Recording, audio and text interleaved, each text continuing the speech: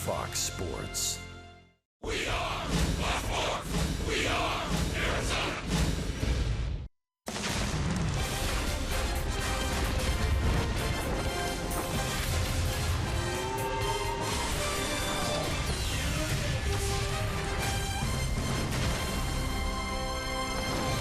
It's a Wednesday night in downtown Phoenix. That means D-backs baseball. Diamondbacks with a chance for a series win over the Padres as Shelby Miller takes on Colin Ray in the series finale. The last home game in the first half of the year. It's D-backs baseball on Fox Sports Arizona. And good evening from Chase Field. Welcome to the broadcast. Steve Berthune, Bob Brenly along the way. Vote Lamb, this was the hot item during Diamondbacks batting practice today. Bob and I managed to get a couple of T-shirts. There's a lamb in the booth. There are lambs everywhere here. This is our final TV broadcast before the voting ends for that final National League All-Star spot. 1 o'clock Arizona time on Friday. So the theme tonight, Bob, is Vote Lamb. For a lot of different reasons. You know, Jake Lamb's had an outstanding first half, as have other players in the National League. You see the four guys he's up against for that last spot on the National League All-Star team. A lot of guys build up their numbers early in the season and then kind of cruise to the halfway mark. Not the case with Jake Lamb. Over his last 18 games, he's hit nearly 400, 7 homers, 5 triples, 3 doubles, and 19 runs driven in. He is just hitting his stride right now. But the problem is, as you can see there, he is 4th right now of the 5 finalists for that last National League All-Star spot. Brandon Belt of the Giants is leading the way. So we got to get you involved here, fans, all through the night tonight. And up until 1 o'clock Arizona time on Friday, hashtag Vote Lamb. That's how you get it done. And you can also go to MLB.com and DBacks.com. We've got a baseball game coming up as well. The D-backs and the Padres. First pitch is next from Chase Field. Diamondbacks baseball on Fox Sports Arizona is brought to you by CenturyLink. Switch to CenturyLink Prism TV for an advanced TV experience. Learn more at cprismtv.com. By Jack in the Box. Taste the all-new Double Jack Burger today, only at Jack in the Box. By Oregano's. Step up to the plate for a guaranteed home run at Oregano's, your neighborhood pizza joint, location statewide. And by your Valley Honda dealers, where you get more standard features for less money.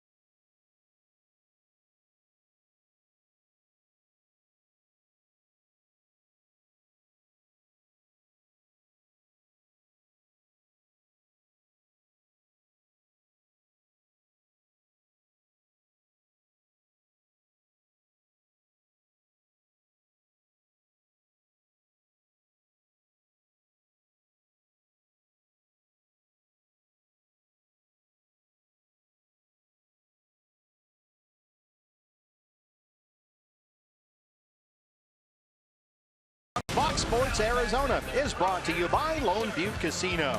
Get in on big wins. By Chaz Roberts Air Conditioning and Plumbing. Choose Chaz. By Mattress Firm. Save money, sleep happy. And by Gigablast. 100 times more powerful internet from Cox. Bring on tomorrow. Inside Chase Field in downtown Phoenix, Shelby Miller getting set to take them out against the Padres' Colin Ray. Diamondbacks going for the series win before we head to San Francisco. First pitch is next from Chase Field.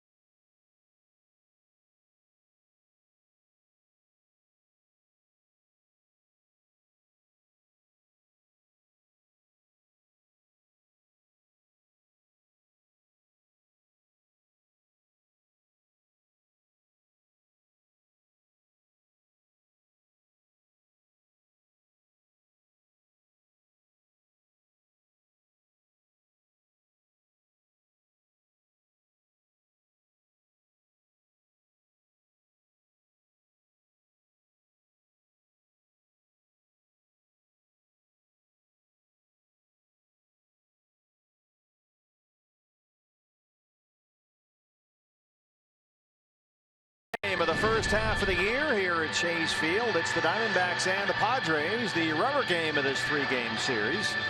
And don't forget, fans, throughout the evening, get on your phones, get on your computers, your devices, and hashtag Vote Lamb. You can vote for Jake Lamb for that final National League All-Star spot by texting N3, the letter N and the number 3, to 89269. Or you can just go to dbacks.com and vote as many times as you like.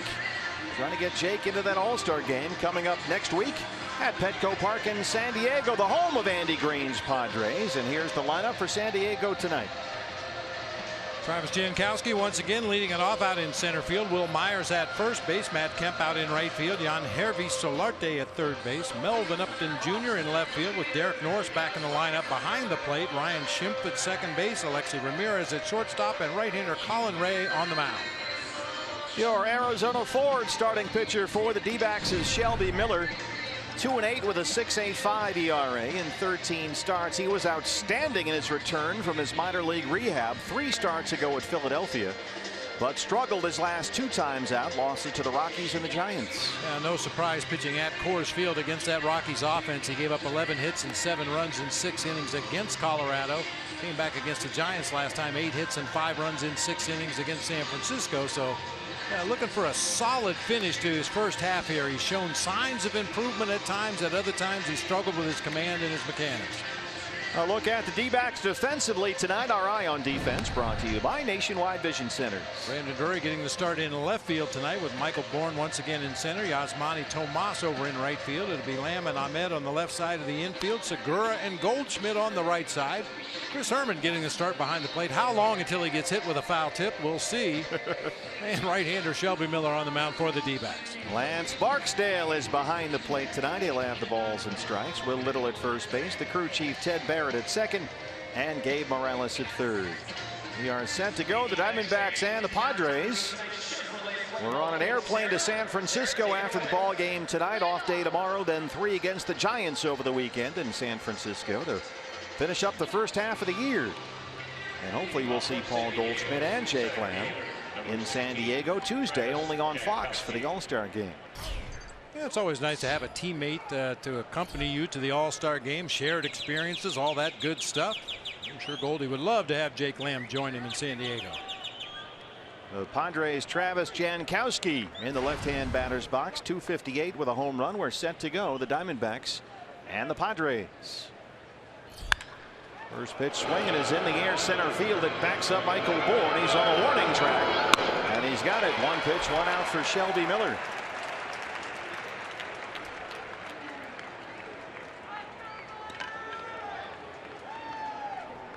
106 degrees outside the ballpark in downtown Phoenix. A very comfortable 79 inside Chase Field.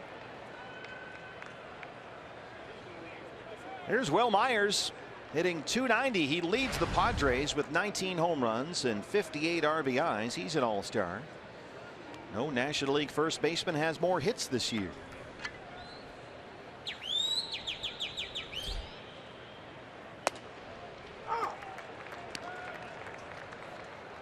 Bob, when we're watching Shelby tonight, is there anything that we might see that would tell us that he's in for a good night?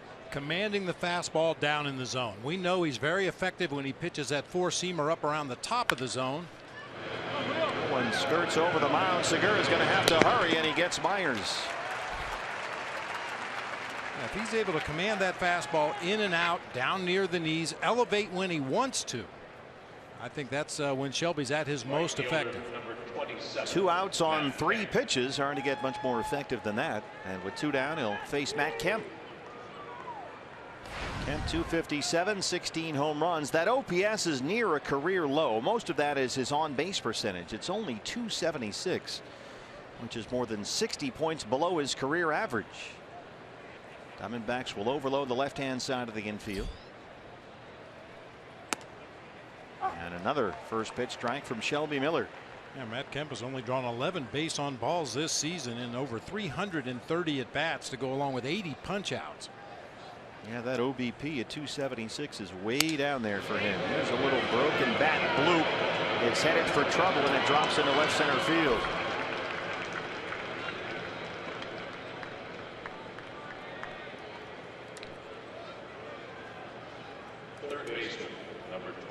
That's just a bad luck base hit for Shelby Miller. Made a good pitch, got in on the hands of Matt Kemp. Sounded like it broke his bat, but unfortunately doinked it out there in shallow left field where nobody could get to it.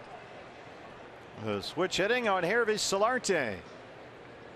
In there at third base again tonight. 298 and 6 home runs.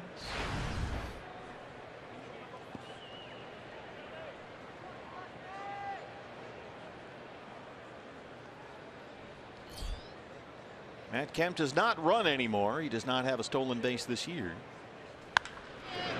There's a fly ball out to deep right center. Yasmani Tomas on the warning track.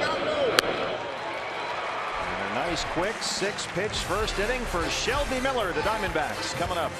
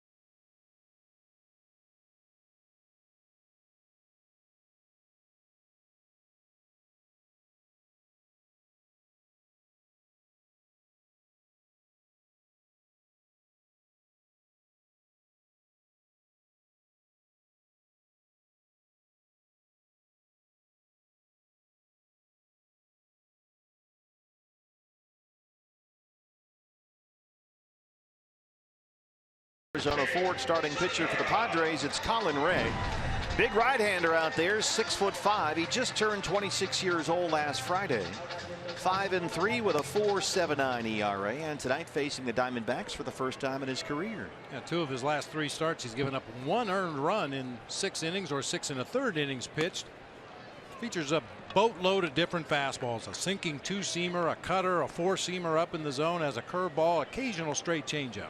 Let's take a look at the lineup for Chip Hale's D-backs tonight. Jean Segura leading off at second base. Michael Bourn out in center field. Paul Goldschmidt at first base. I pledge my allegiance to Jake Lamb at third base. Chris Herman doing the catching. Yasmani Tomas in right. Brandon Drury in left. Nick Ahmed at shortstop, and Shelby Miller, the right-hander, on the mound. Jean Segura leads it off. A pair of 3-hit games in this series.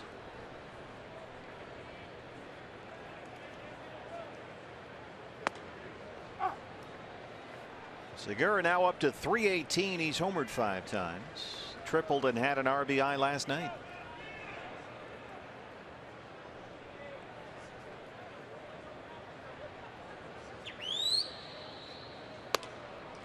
One and one. Segura now with 108 hits in 81 games this year. He trails Washington's Daniel Murphy by just 2 for the National League lead. Now with a 9-game hitting streak. 2 balls and a strike.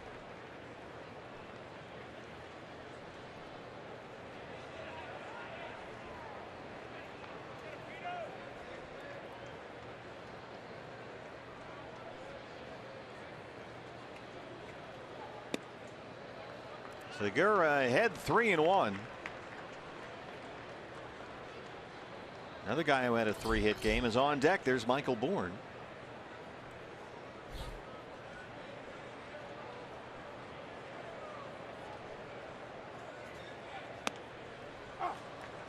Full count. And you see Ray not overpowering with the fastball. 90 to 93. He'll move it in, he'll move it away, cut it, sink it.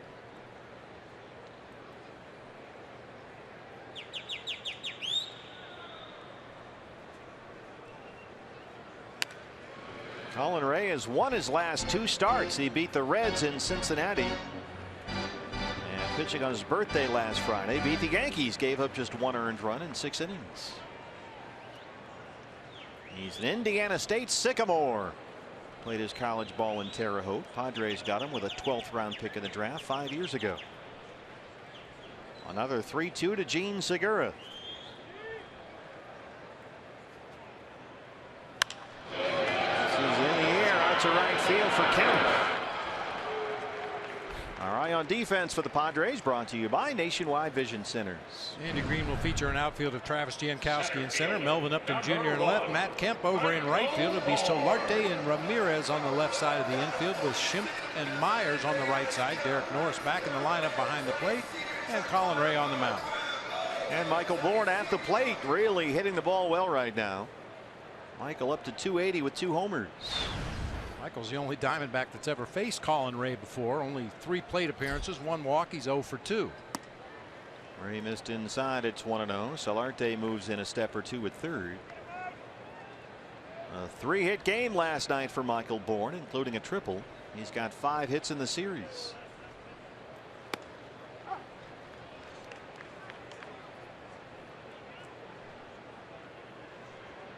Hitting over 460 during what is now a 6-game hitting streak. 12 for his last 26 at the plate. 2-1.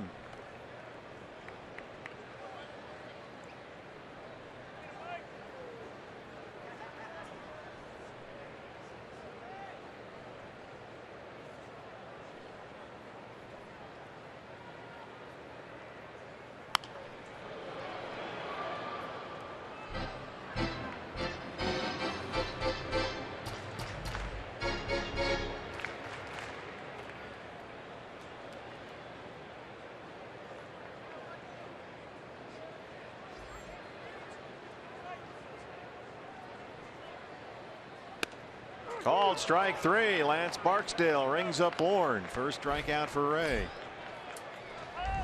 Looked like the 2-seamer starts off the plate inside, tails back close enough to the corner to get the call from Lance Barksdale that time. Here's Goldie. Was presented with his All-Star jersey before the game today. Headed to his 4th straight All-Star game. .292 and 15 home runs.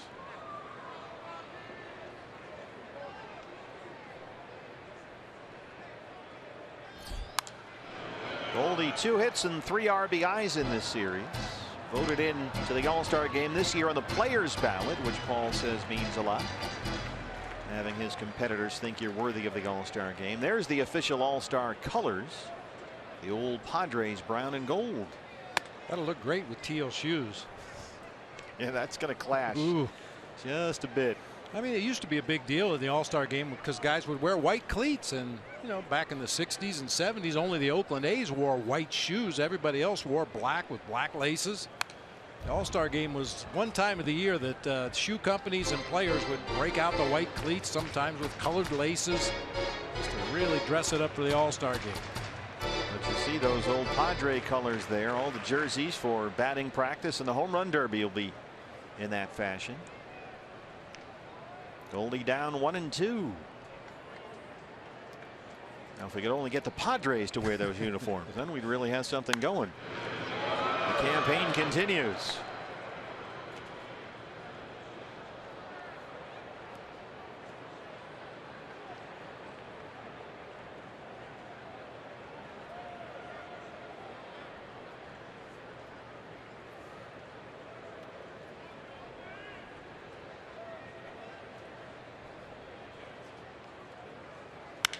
That's blasted to left center, and it's going to roll to the wall. Goldie hustling in a second. He'll stop there with his 18th double.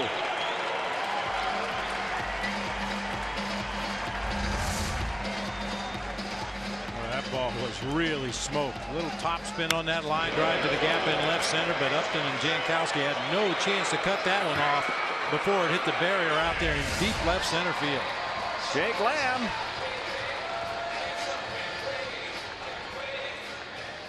Leading the Diamondbacks with 19 home runs and 59 RBIs, 292 on the year.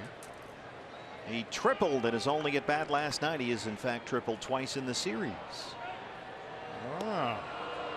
This is R-E-S-P-E-C-T. It sure is.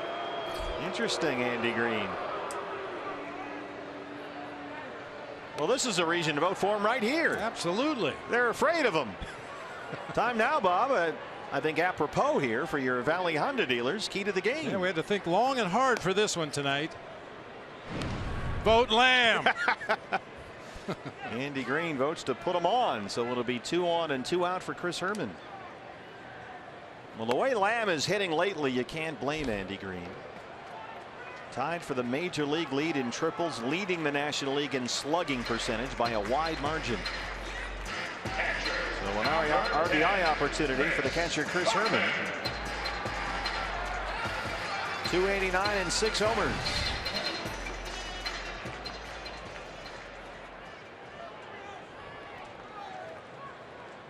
Don't let him do it to you, Chris. That's usually what somebody says. Usually Mark Grace. Don't let him do it to you.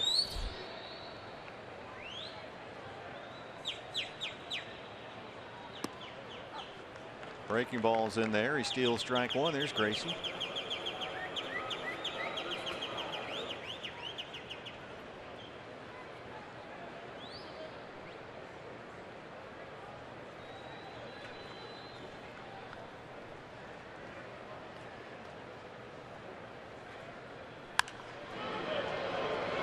Well, Chris is no slouch himself. Don't sell yourself short, Judge. Since May 1st, Chris Herman hitting .330, and with 2 outs and runners in scoring position, he's a .500 hitter this year with 10 runs driven in. Gonna have to battle now, down in the count 0-2. Chris Herman has shown the ability to shorten up that swing with 2 strikes, make solid contact, still make something happen.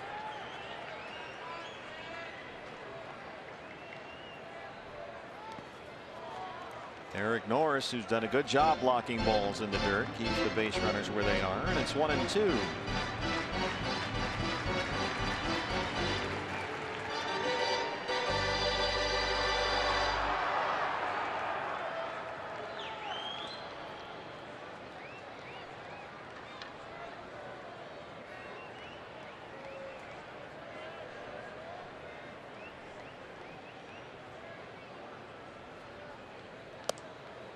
Missed inside. 2 balls and 2 strikes on Chris Herman. Ray already laboring 25 pitches into the first inning and still looking for that 3rd out.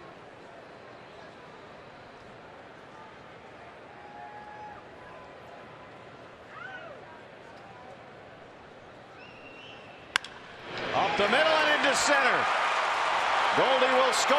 Lamb heads for 3rd. Here's the throw, and it's not in time. 1-0 Diamondbacks. They walk Lamb to get to the Herminator, and he burned him. Don't let him do it to you.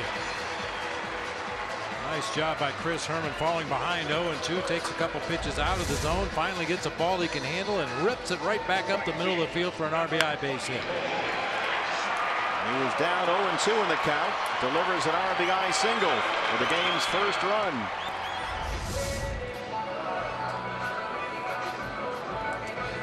They're on the corners with 2 outs. A run in, Yasmani Tomas. 256, 13 home runs. That on base percentage right on the verge of dipping below 300.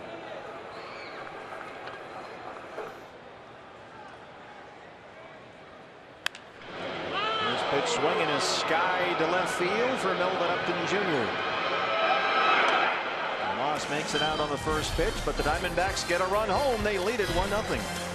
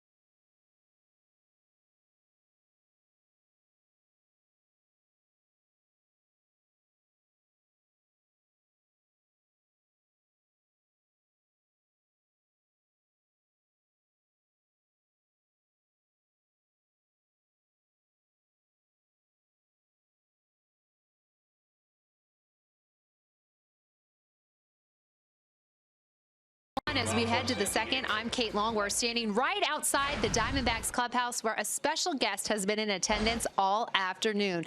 That's right. Jake has a little lamb, and he followed him to work today. And a total team effort, the Diamondbacks are trying to rock the vote and get Jake Lamb to San Diego next week for the Midsummer Classic. The players teamed up making T-shirts with #VoteLamb.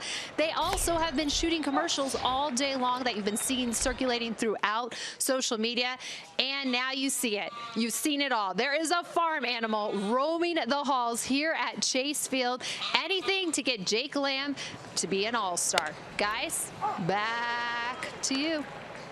I don't know about you, BB, but I could use a new pair of mittens. I thought you were going to say mutton. There, either one.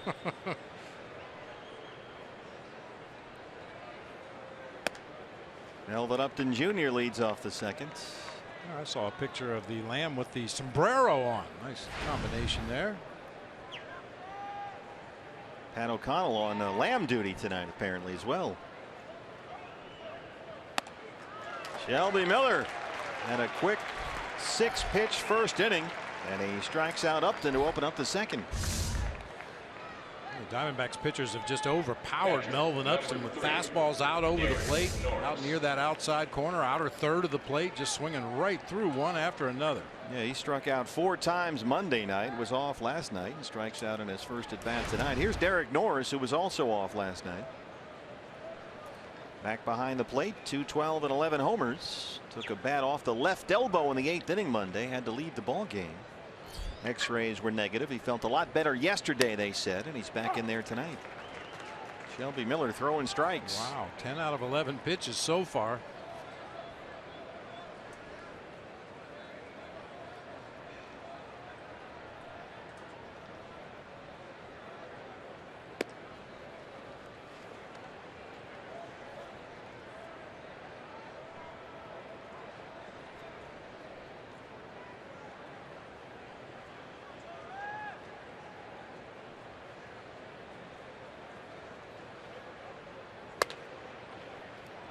Left that one up and missed. It's 2 balls and a strike to Norris, who doubled and homered Monday, drove in 3 runs.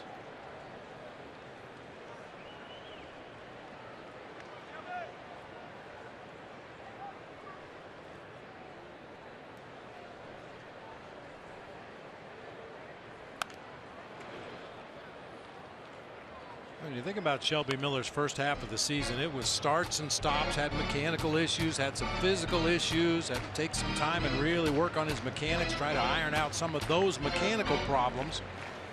And you really get the feeling like over his last 3 or 4 starts, he's shown glimpses of what we expect Shelby Miller to be.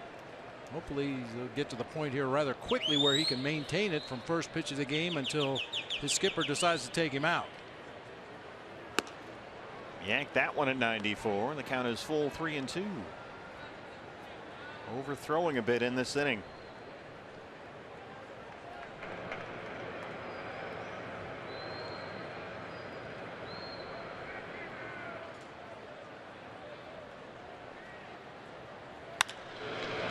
This is a bouncer to second base for Segura. There is an update regarding Jake Lamb and the All-Star voting. You see the score right there in St. Louis. The Cardinals are leading the Pirates 5-2, but Matt Carpenter, who was named to the National League All-Star team as a third baseman, has just had to leave that ball game with an oblique injury. So there might be an extra third base spot opening up anyway. And we'll see. I'm sure the Cardinals will take every precaution with Carpenter, one of the best players in the league. But if he can't go to San Diego, that would certainly help Jake's cause. Ryan Schimpf. Also in that game, one of the other 4 that Jake is in competition with for that final spot. Starling Marte 1 for 2 on the evening for the Pirates so far against the Cardinals. Schimpf 196, couple of home runs. Ryan Braun didn't even play for the Brewers today against the Nationals. He doesn't even care about the All-Star game. And don't you want to have someone there who cares? Jim singled and homered last night. Had a couple of doubles Monday. Has had a very good series. First big league look for the 28-year-old rookie.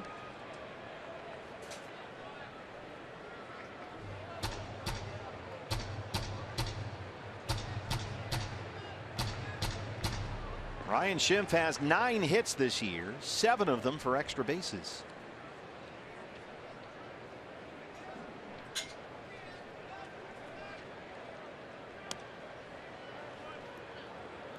Breaking ball missed, and Shelby's behind 3-1. Second consecutive 3-ball count for Shelby Miller.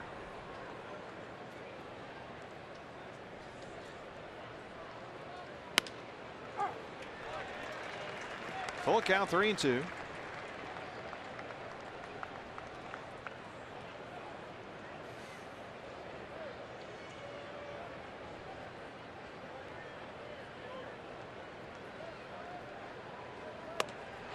Elevated the fastball, struck him out. A 1-2-3 second for Shelby Miller. Diamondbacks lead the Padres 1-0.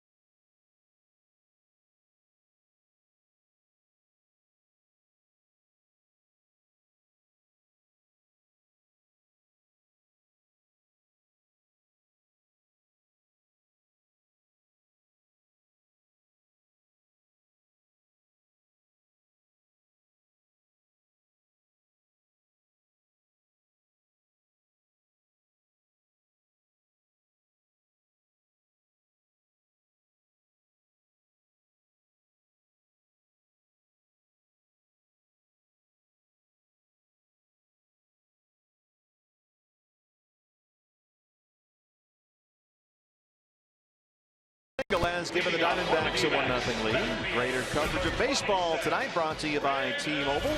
Giants will get underway in just a bit. Johnny Cueto on the mound against the Rockies at AT&T Park. 14 innings, and the Dodgers beaten by the Orioles 6-4. Dodgers went down with a whimper, had the bases loaded in the bottom half of the 14th, but had Chris Hatcher, a pitcher, taking the at bat. That's what happens when you get late in those extra inning ball games. Exhaust that roster. Brandon Drury leads it off against Colin Ray.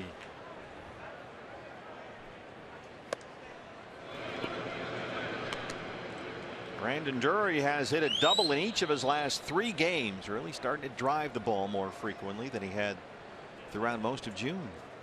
I think each one was louder than the one before. Great sign. Well, that one last night to the gap in right center on a fastball up and out over the plate. Just absolutely punished it to right center field. With 2 outs in the 8th inning against Kevin Quackenbush last night. He's ahead here, 2 balls and no strikes.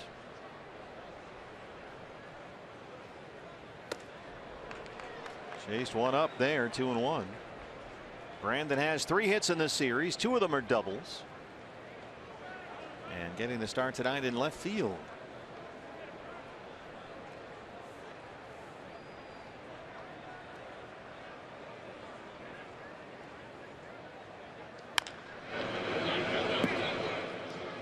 That's a chance for Handsome Ransom. There he is. Michael Handsome Ransom, our Gold Glover down the left field line. Terry Fairplay Finley working the right field line tonight.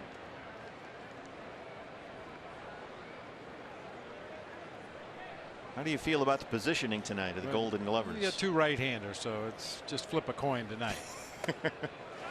Up and in, missed. Full count, 3-2. Although Terry's done some of her best work down the right field line, so I think they're positioned right where they need to be. I feel good about that.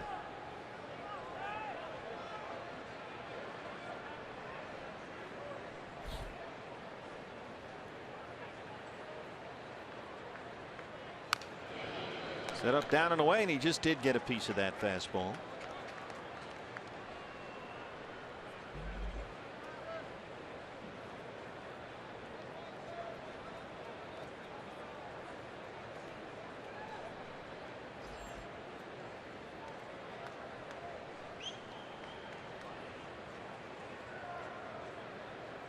Coming inside this time. Launches it foul. That's a mile up in the air. We've seen Brandon do that a few times this year. He hit that ball about 4 or 5 rows back in the upper deck, just to the wrong side of the foul pole. Spilled the popcorn up there in section 332. Yeah, I'm sure they were surprised. They didn't expect to get a ball hit up there.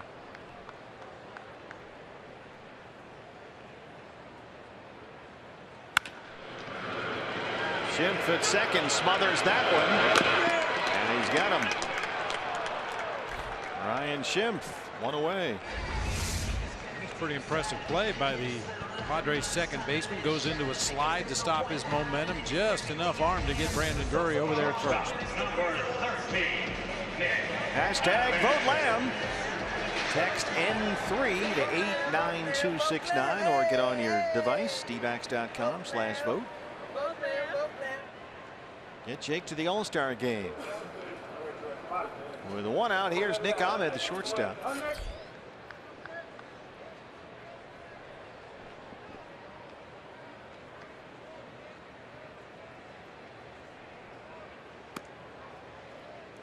Curveball missed, 1-0. Nick 227 and 4 homers. 1 for 7 with a single and an RBI in the series.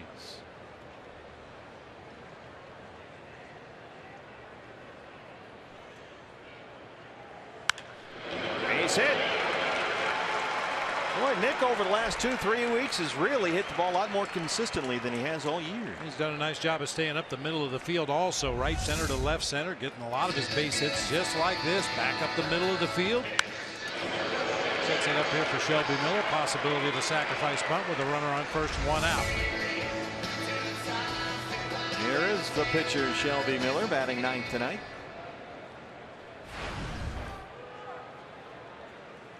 Padres expecting bunt. Solarte's already drawn in couple 3 steps in front of the bag at third. Will Myers will charge from first base as the ball's being delivered.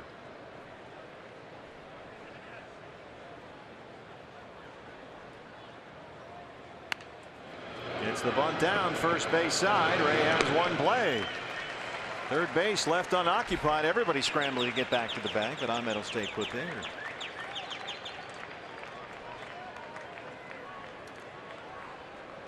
Second baseman, Gene Segura. So it's Ahmed at second with 2 down for Gene Segura, who flied out to right his first time up.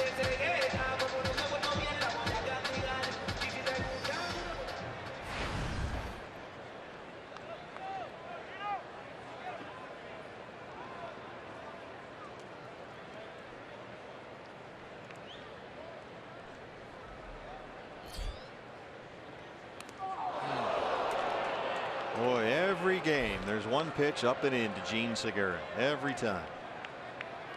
And usually he's quick enough to get out of the way or duck underneath it or dive to the dirt. That one got him pretty good.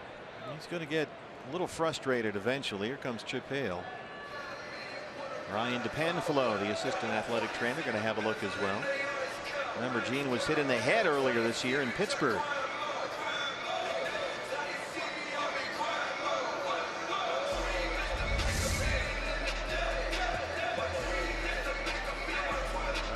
Back of that left arm.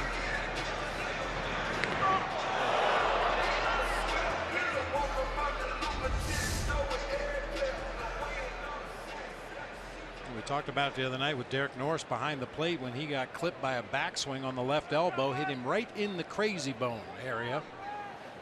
Couldn't get any feeling in his hand, had to come out of the ball game, and you can imagine Gene Segura probably sympathizes with Derek Norris right now. And wherever or why ever the book says to pitch him up and in, it's not working. He's second in the league in hits. Yeah, try something else. Yeah. There's Ryan DePanfilo.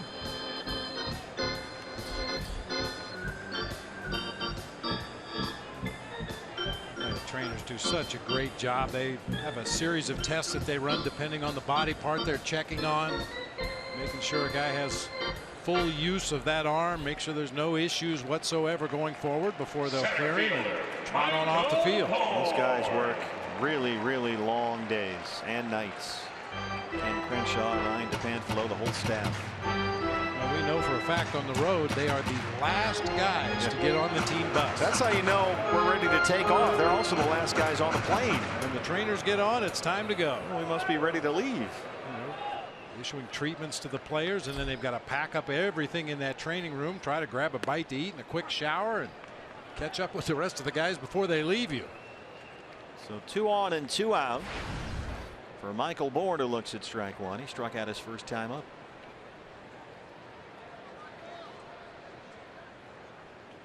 .40 pitches for Ray, 23 strikes. Little excuse me roller to third. Easy play for Solarte, who just has to step on the bag, and that's the inning. We'll head to the third. D-backs lead the Padres 1-0.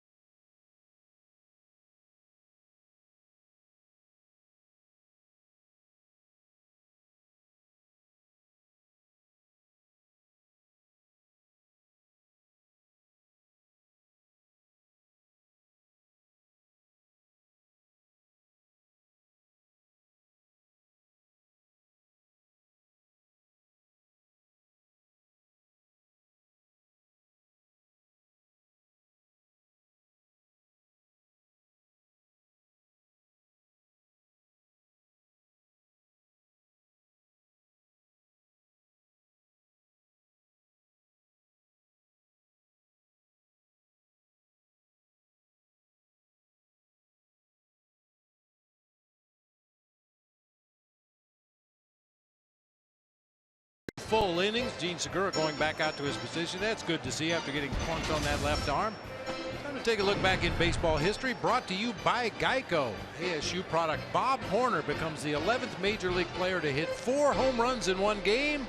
However, the Braves still lost.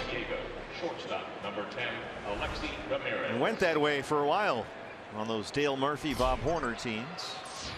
Pascual Perez was driving around the perimeter trying to find the ballpark. Alexi Ramirez, a lead off the Padre third against Shelby Miller, who has set down 4 in a row. Shelby so far has given up just 1 hit, a single. He's got 2 strikeouts. And has been very efficient. 22 pitches, 15 strikes. But Bob Horner was a guy that used to stand with his toes right on the inside corner. He wanted to pull everything. Well, so he got as close to the plate as he could. He could pull pitches off the plate away to left field. He had power like that. I could see why he'd want to pull the ball all the time. Shelby jumps ahead 0-2. Alexi Ramirez, 2 singles, a walk, and an RBI in the series. The pitcher Colin Ray on deck. Curveball got him swinging. 3rd strikeout for Shelby. That's 5 in a row he set down. It's actually a really good location for a 2-strike curveball to a free swinger like Alexi Ramirez. That ball bounced way out in front of home plate and he still hacked at it. Colin Ray, the pitcher.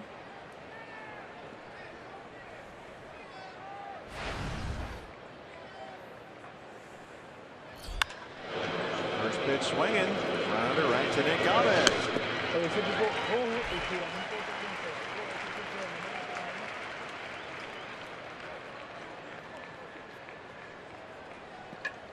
Well, I tell you what, at this rate, with this pitch count, Shelby's going to be deep into the ball game.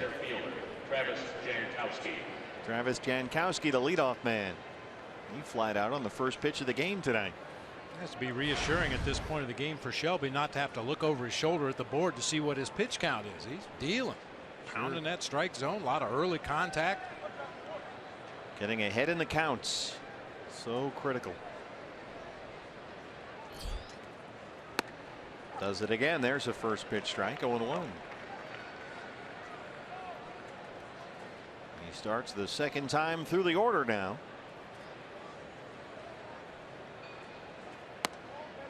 Jankowski singled and walked from the leadoff spot last night. He started in center. Padres are missing John Jay, who's had a nice year for them, but he's got a fractured right forearm. He's on the DL.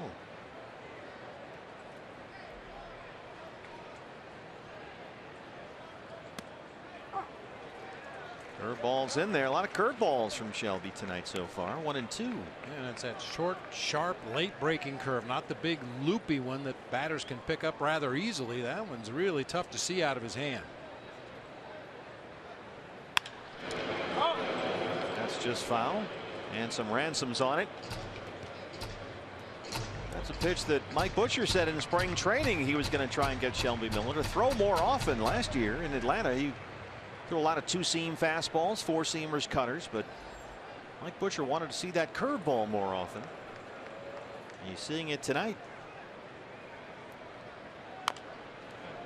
Here's another one. Constantly tinkering with everything, the mechanics, the delivery, the repertoire. This was a guy that threw a lot of 2-seamers last year. It was his primary pitch. He's hardly thrown it at all this year.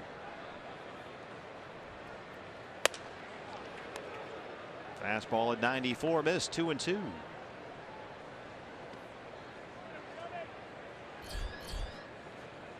Red hot Will Myers on deck.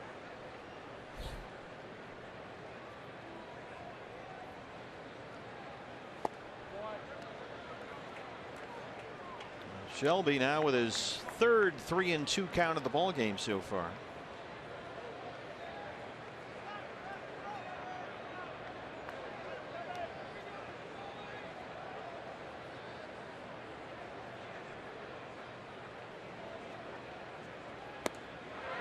He got him. That's 4 strikeouts for Shelby Miller. He has retired 7 straight and leads at 1-0.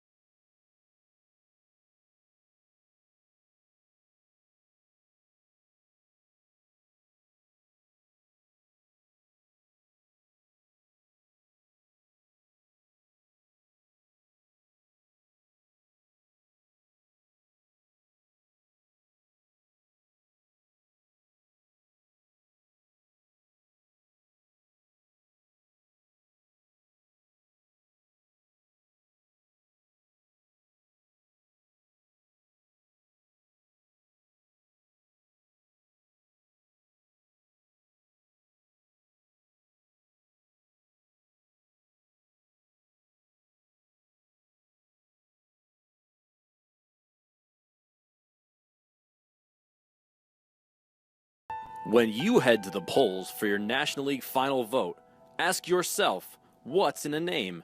Belt? Oh, you mean where I can't find my luggage? Story? Ever tried to read one of those? There's too many words in those things. Brawn? That's a head cheese that looks like this. Gross. Starling is a dumb bird. I mean, nothing against birds, but birds are scientifically dumb. Then there's lamb. What's not to like? Oh man. You look up adorable in the dictionary and this guy's picture's in there, right next to Jake Lamb. What's in a name? Everything. Vote Lamb. Paid for by concerned citizens for a better sounding all-star team. That public service message brought to you by everyone here at Chase Field. Gross. Birds are dumb. It's scientifically proven. Scientifically proven. See, we've got science behind this, BB. Goldie leads off the third against Colin Ray. And that's true about those stories. There's way too many words in them. You ever tried reading one of those? Oh, it takes forever. I've heard enough horror stories. I never want to read one.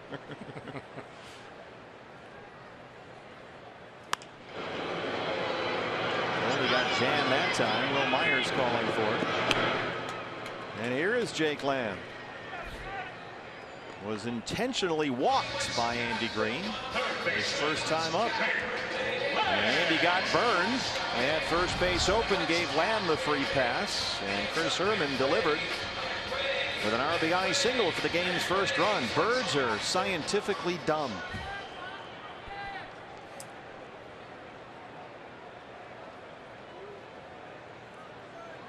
And the shift is on for the Padres. You see Ryan Schimpf way out there, and he's in medium right field. That's the shift that they put on Jake last night, and he belted a triple by everybody into the right field corner. Usually you see the guy, he might be 5-10 feet back, the second baseman on the grass, but Schimpf is way out there. And yet, with where Schimpf is positioned, Jake Lamb was able to pull the ball by him twice, once right down the line. Tripled in his only at bat last night. He's got a pair of triples in this series.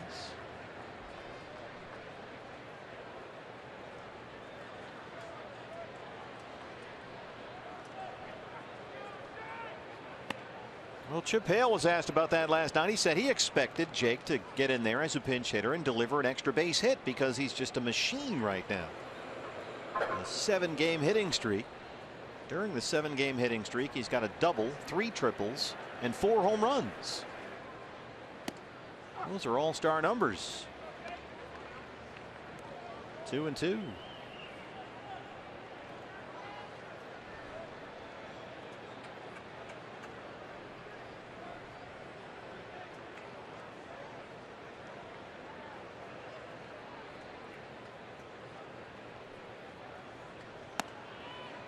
Lance Barksdale doesn't bite. Count is full.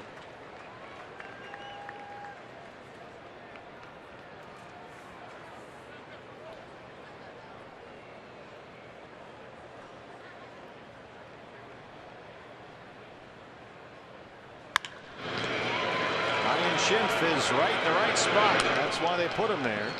2 outs. Padres finally got Jake Lamb to hit one on the ground. Yeah, good point. Here's Chris Herman, who had the RBI single with 2 outs in the first.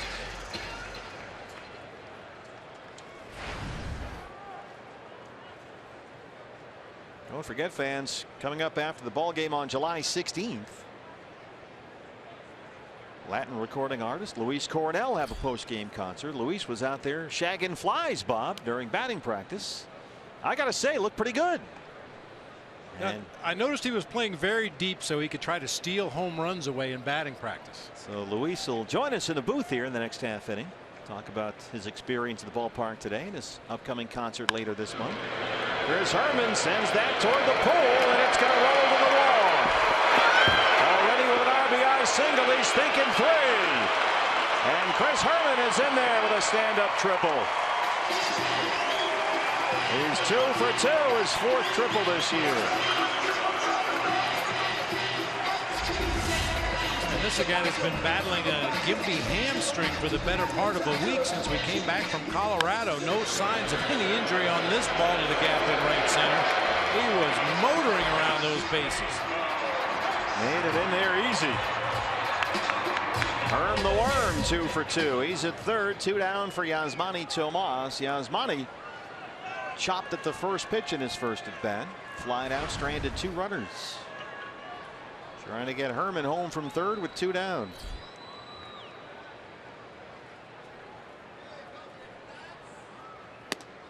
Taking all the way. Tomas hitless last night. He's off to a 2 for 18 start at the plate in July.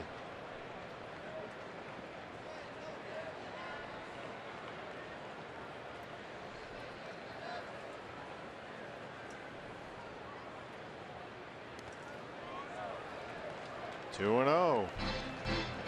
It's blocked by Derek Norris that time. Watching him behind the plate, he's a guy that walks into his setup position. Gets down into the crouch, gives the sign to Colin Ray, and then right before the pitch is delivered, he'll walk in a crouch to his receiving position. Like the Minister of Silly Walks in Monty Python. Yeah. You know, some guys will give the sign, they'll wait until the last minute and then jump into a catching position. He kind of walks into it. He's like a penguin back there. That's out of play. You want to have some strong quad muscles just at home while you're watching on TV. Get down in the crouch and try to do everything Derek Norris does. And do it while you're voting for Jake Lamb on your phone. You can do that by texting N3 to 89269. They love Jake Lamb here. Let's get a look at that penguin walk by Derek Norris. There's the sign, and there it is. 2 and 2. How did you do it? Whatever gave me the least amount of pain. I mean, a lot of catchers do like Derek Norris. And if you'll notice also on a foul ball and the catcher falls down to his knees, a lot of times they'll just stay on their knees and they'll walk back behind home plate into their position on their shin guards. Once you get down, it seems pointless to stand up because you're just going to have to get back down there again. That's often my thought in life. 2 and 2. Base hit for Yasmani. El Tanque makes it 2-0 Diamondbacks. A big 2-out RBI for Yasmani Tomas.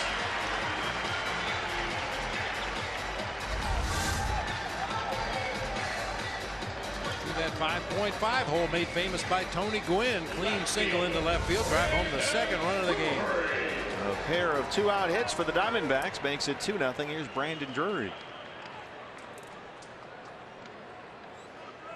The great Tony Gwynn. Now, those fans were here very early today to watch their Padres take batting practice. Even though they didn't hit on the field, they just took some ground balls, played some catch, did some running.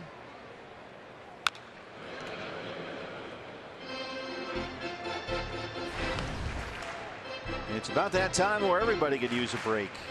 All-Star break coming up. Start cutting back on the pregame work a little bit. You know, the guys that need some extra work, that cage is always open. You can always find a hitting coach or one of the batting practice pitchers to throw to you in the cage, and that's what the Diamondbacks have done a lot of recently.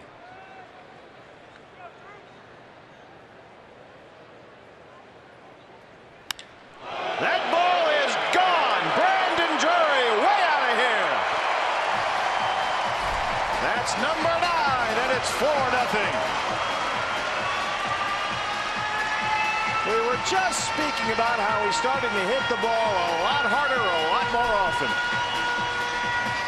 And that is a big-time jumbo jack, courtesy of Brandon Drury.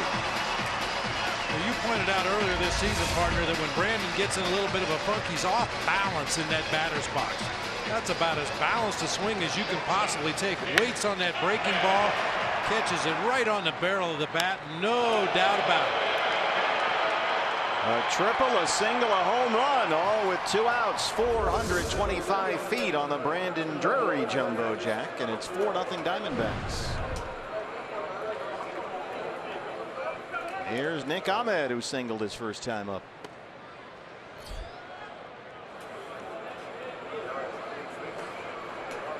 That young man can hit.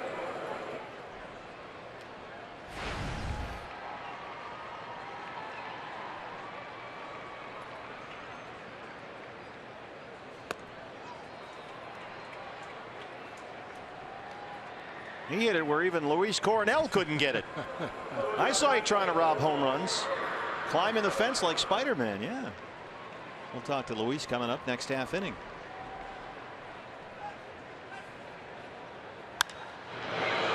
Fly ball to Matt Kemp, backing up. He's got him on the warning track. Chris Herman triples. Yasmani Tomas singles him home, and Brandon Drury takes it out of here. His ninth. Diamondbacks lead at 4-0. Luis Coronel joins us when we come back.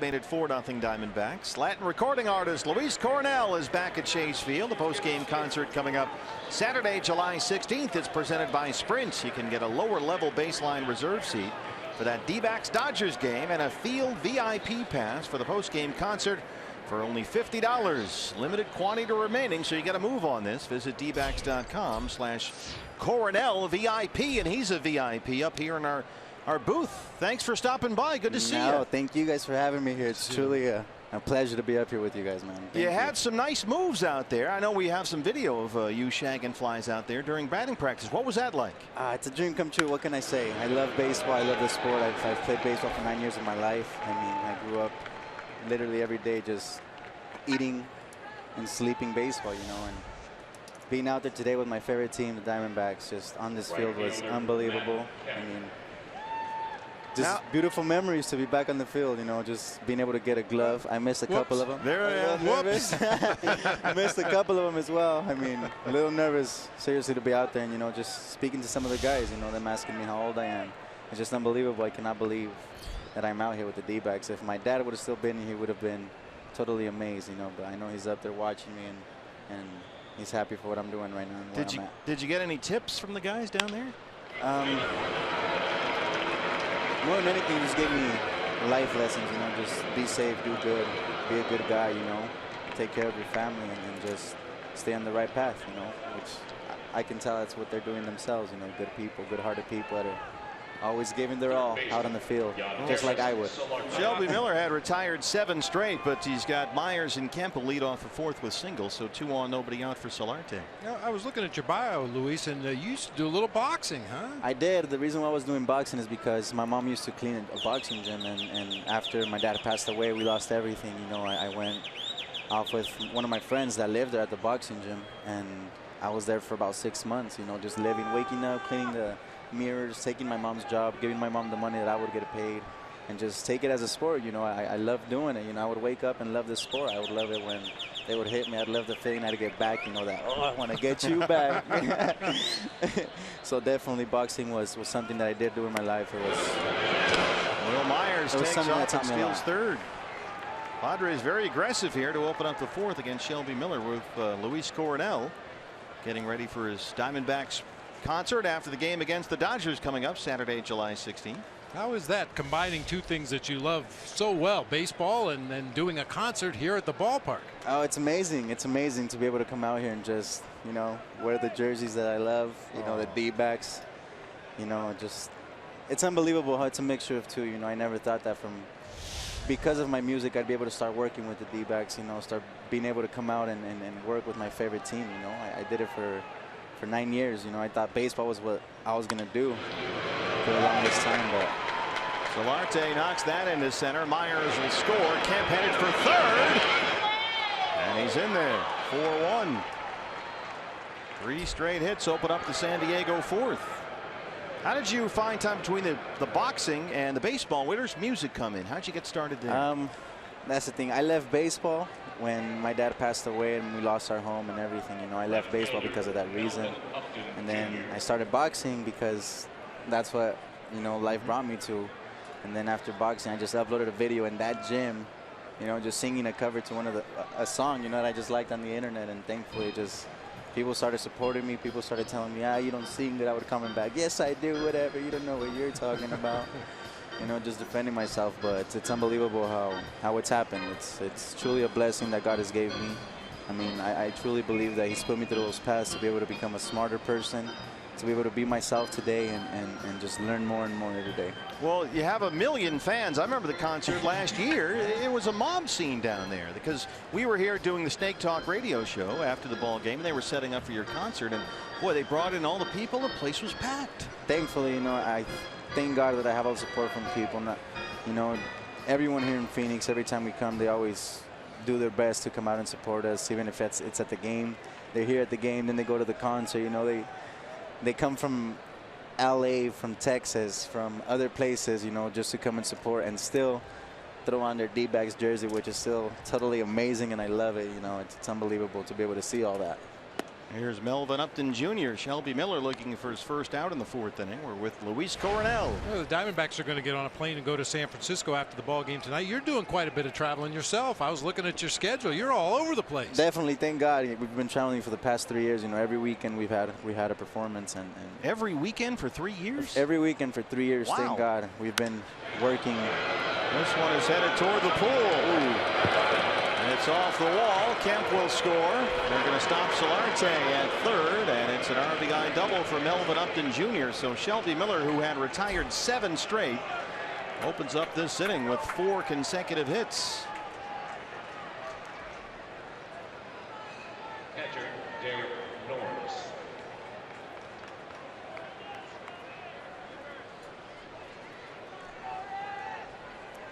And this is the advertising poster for Luis's concert, sombreros during the ball game. Luis Coronel afterward coming up Saturday, July 16th.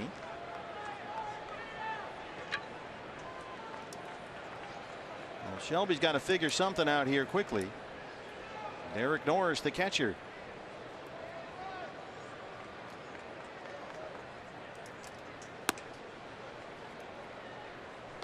Do you get time to watch the Diamondbacks when you're traveling all over the world? I do my best. You know, whenever I'm on social media, I definitely see every post that Los D-backs put. I always go through the page and just do my best, you know, to find out what's going on. But it is tough. It's tough to be able to go back, sit down on the TV, turn it on, lay back, and actually take 2 hours of time to sit down and want to relax something. But it is tough. It is tough, definitely. Backhanded by Nick Ahmed. He throws out Norris, but Solarte scores the third Padre run. That's the first out in the fourth.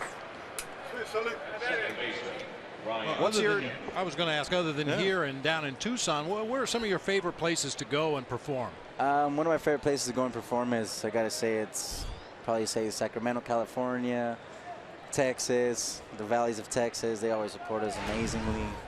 When we're in New York, when we're in New Jersey, it's unbelievable the love they give us. You got a trip coming up to Miami, right? Yes, we're going up to Miami for some award shows. I'm nominated 6 times in 6 different categories, which is unbelievable, I swear. I do not believe that I'm up here just talking about this with you guys today, and it's unbelievable. Well, I did see you got a little distracted shagging flies by some of the young ladies that were flocking to the bleachers. I just didn't want to leave them there. You know, I want to take pictures with them. Definitely wanted to take pictures with them, of course. Is it like that all the time when you go out? Are you getting mobbed? Is it? Thankfully, it's several times where I do get recognized by people. I mean, they come up to me and take pictures with me. It happens all the time. That happens to us all the time, too. Yeah. You know, everywhere we go. Look, people are just handing you their phones. I wouldn't give Brenly my phone. No. Here, take my phone, whatever you want. It's unbelievable. All right. Behind on Schimpf, 2-0. Then a bumpy fourth for Shelby. Still just 1 out. Oh, do you have anything new in the works? New album coming out? Anything like that? We're actually working our 3rd album now. We're recording in Mazatlan, Sinaloa. We're recording with Espinosa Paz, one of the most recognized in regional Mexican music. We're doing everything with time, you know, everything with the perfect timing. We're picking out new music, picking out new beats. I mean, more for the teenagers. I feel like now it's what they want to hear. Ryan Schimpf gets into one, and that ball is gone. And the 4th inning is getting out of hand quickly for Shelby Miller. He was pitching so successfully with that fastball through the first 3 innings of the game, and the Padres have adjusted their approach. They're jumping on the first fastball they see from Shelby Miller, and they have not missed him in this inning.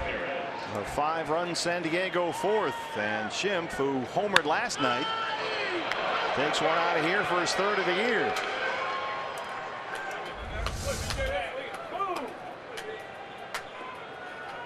Well, we talked about Schimpf throughout this series, a guy that's not very big of stature, but he takes a big hack, and that time roped a line drive out of here to right. Yeah, 10 hits for him this year, 8 of them for extra bases. Here's Alexei Ramirez. Do you have everybody on the crew, right? The posse, the crew. What do you got? The touring, the roadies. BB, you're the music guy here. You know what I mean? My gang. This is my team. Yeah, my team. Are they all voting for Jake Lamb? You got everybody. Oh, definitely. Oh, believe me, I got everybody voting. Of course, I put it all over my social media. Got everyone definitely voting for Jake Lamb. That's good. That's good. Telling everyone to support. I have to show it, and that's something they always do. Always show support and love. Well, here's the pitcher, Colin Ray. It's turned into a 5-run Padre 4th.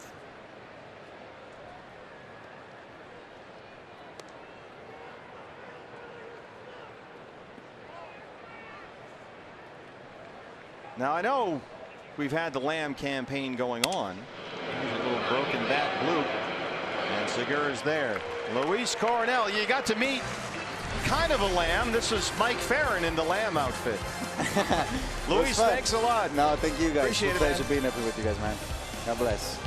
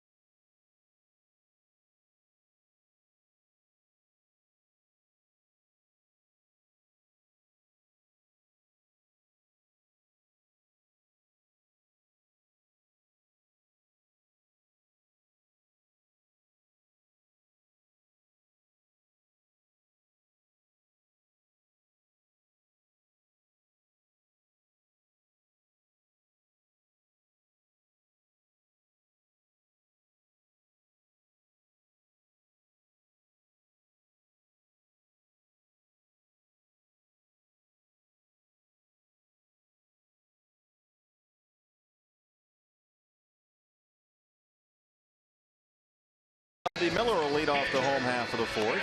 Hey fans, David Ortiz, Bryce Harper, Mike Trout, Paul Goldschmidt, hopefully Jake Lamb, all the baseball superstars will be coming together for the primetime event that will light up your summer. It's the MLB All-Star Game from San Diego, July 12th, and it's only on Fox.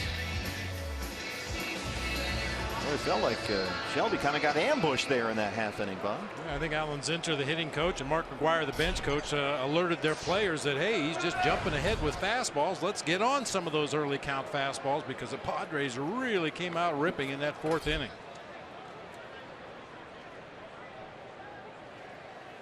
And they open up the inning, 4 consecutive hits, an RBI ground out, then Schimpf's 2-run homer. So it's 5-4 Padres.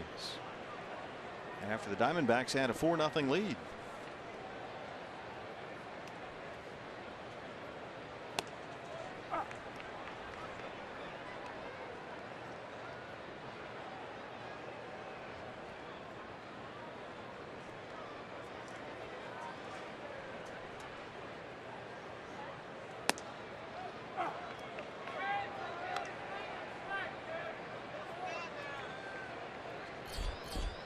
Always enjoy getting to chat with Luis Coronel. What a great kid. Oh, really nice kid. Just gets it. You know, he gets the way you should conduct yourself. He's great with the fans. He's great with Diamondback fans. Gives a lot to the community. Just a terrific young man.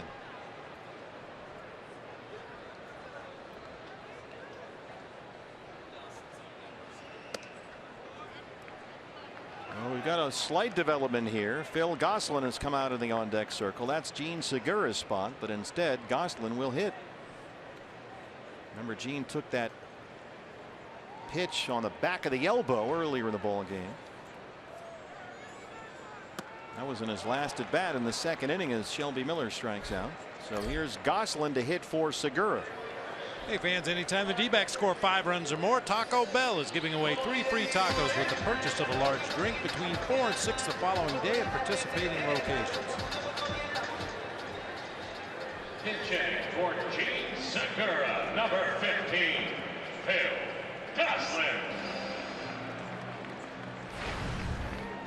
Phil Gosselin, 263 and a homer.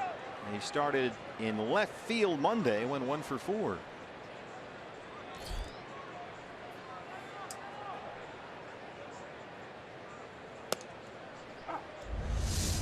This was Gene Segura in the second inning.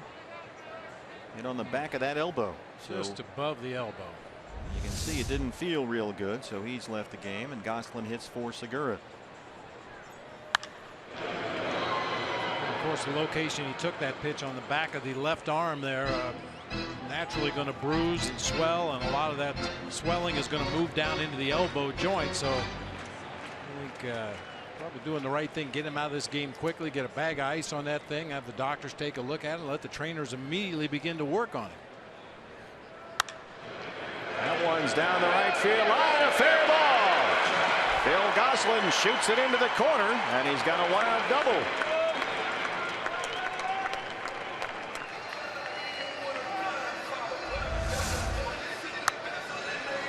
Phil Gosselin more than willing to take pitches away down that right field line. We've seen him do it so many times this year. Occasionally on pitches that aren't even in the strike zone, but up and out over the plate, he gets a barrel on him and shoots him down into that right field corner. His 6th double of the season. And already the 4th extra base hit for the D-backs tonight. Here's Michael Bourne, who's 0 for 2.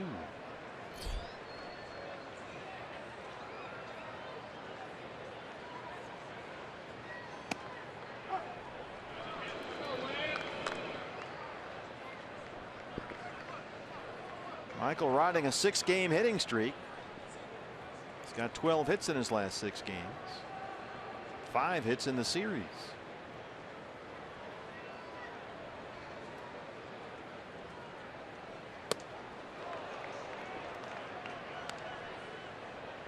Well, it's a couple of times tonight that Ray has that splitter that he elevates. He throws it up in the zone. That time Michael went after it. That is absolutely playing with fire. Yeah. Somebody's going to launch one of Yeah, those. slightly off speed, up in the zone.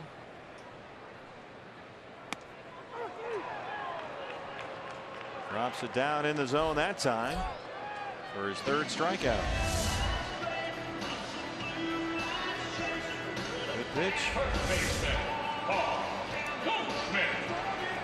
So here's Goldie with Gosselin at second and 2 down. Goldie doubled and scored in the first inning. Popped up his last time.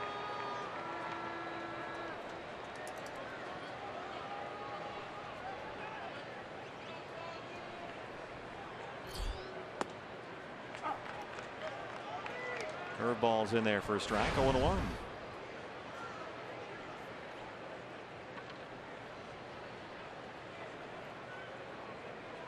Goldie 3 hits and 3 RBIs in the series.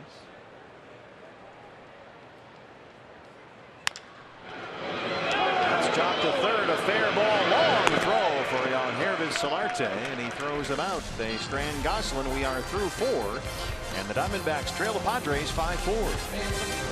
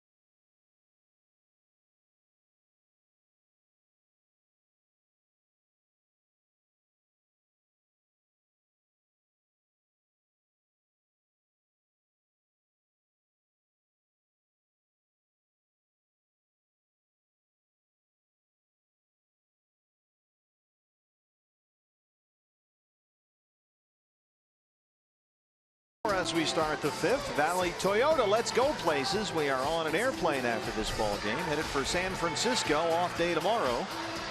And then the final series of the first half of the year, 3 against the Giants. Patrick Corbin and Jeff Samardzija will open up that series on Friday. We'll all be there. Bob Brenly will be fishing.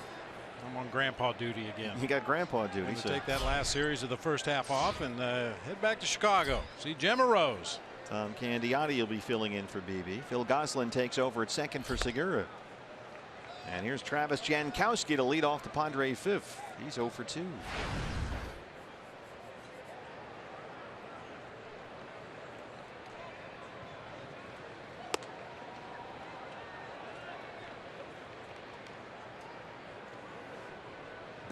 I was going to say that's a strategically timed vacation segment for you, but I think grandpa duty might wear you out more than doing the games. Oh no, never get tired of grandpa duty. And if you do, you just hand them back to mom and go to bed. That's it. I'm out. Grandpa out.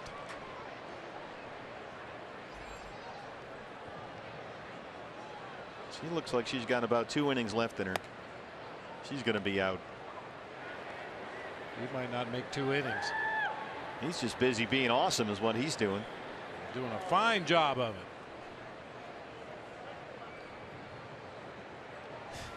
it. 3-1. Well, Shelby a leadoff walk after he gave up 5 runs in the 4th. And he walked the fastest guy in the ball club. First baseman Will Myers.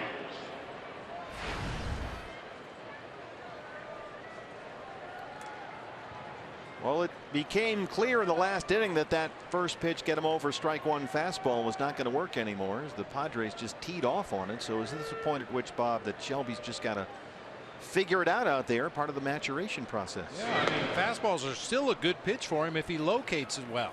He just made too many mistakes over the heart of the plate, up in the zone in that 4th inning, whereas the first 3 innings he was pounding that heater on the corner down at the knees. elevated a couple when he wanted to. Just kind of lost the command of that fastball in the 4th inning. That first time through the order, Shelby gave up 1 hit, a Kemp single, had 4 strikeouts, at one point retired 7 straight. But then the second time through, single, single, single, double, RBI ground out, 2-run homer. Jankowski takes off. He can really fly, and he's in there. His 13th stolen base of the year, Travis Jankowski. Bullpen will get busy. The Sanderson Ford bullpen has Randall Delgado up and throwing.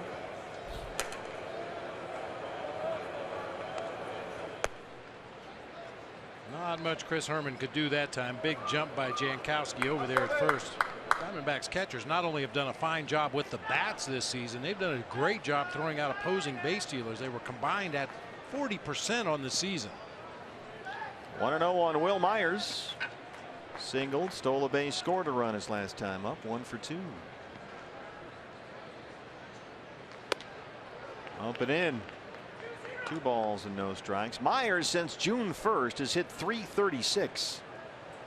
And he's got 36 RBIs over that span, the most in the National League.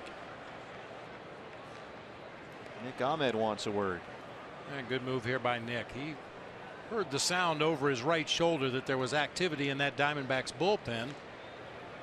They want to give that guy plenty of time to warm up just in case things continue to go south for Shelby Miller. Jankowski at second, nobody out.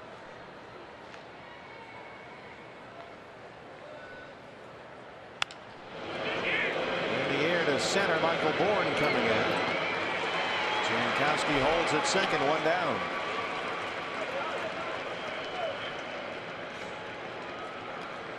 That'll bring up Matt Kemp, who's 2 for 2. A pair of singles. He scored a run.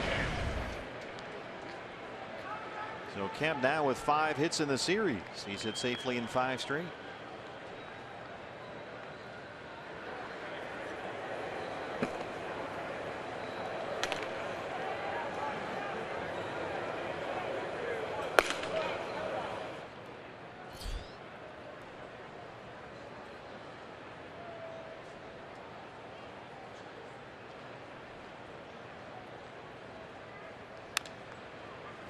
We were talking about Derek Norris and the Penguin walk behind the plate when he gets down into a crouch and then moves into his receiving position. Chris Herman is more of a hopper.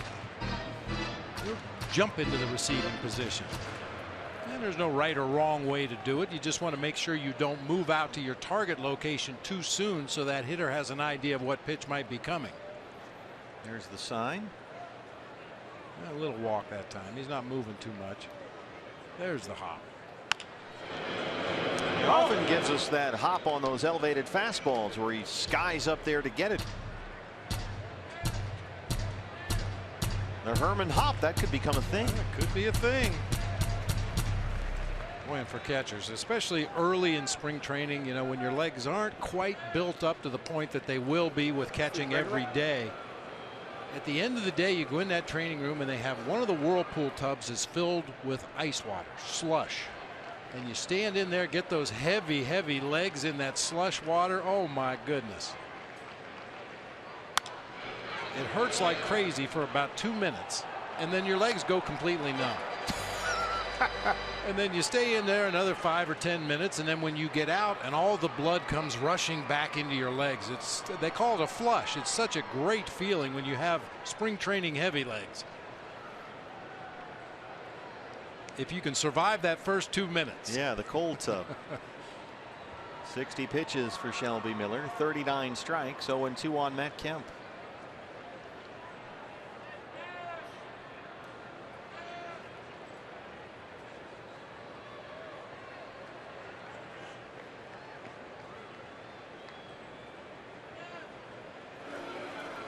Oh, there you go. That's a little warmer. It's more my style.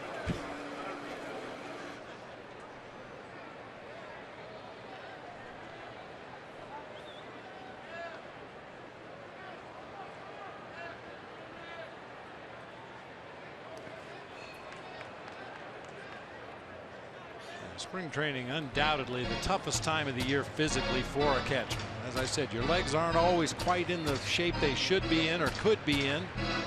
And then you find yourself, when you're not catching live batting practice or taking live batting practice, you're in the bullpen warming up pitchers. And I mean all day long. It's amazing how many catchers you need just to have spring training. Yeah. You got to have about 8 guys. They'll have 6 pitchers going at once. Jankowski takes off, but Kemp fouls that one away. You know, once the season starts, most teams have at least 1, sometimes 2 bullpen catchers. Diamondbacks have Mark Reed and Humberto Quintero. They also have a 3rd catcher on the roster in Tuffy Gosewish. So for Chris Herman and Wellington Castillo, if they're not in the lineup, they probably don't even need to catch at all. Here's Humberto Quintero in the bullpen, the newest addition. 1-2 on Matt Kemp. Missed upstairs at 94, and it's 2 balls and 2 strikes. Randall Delgado still warming up in the bullpen.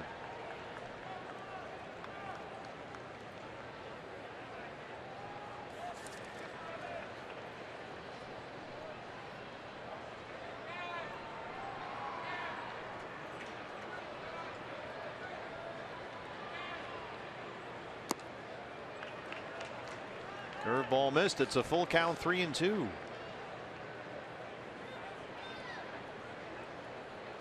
Shelby was ahead, but now Kemp has worked it full.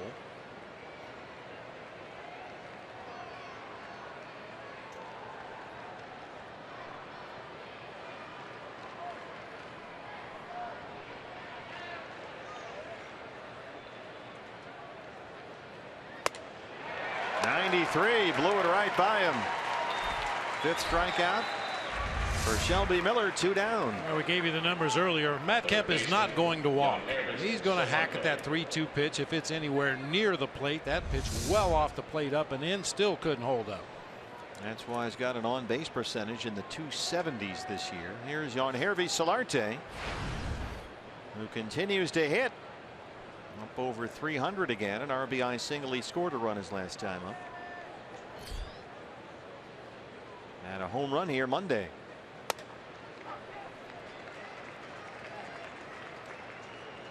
Shelby Miller trying to strand that leadoff walk. Jankowski at second after he stole that bag, his 13th of the year.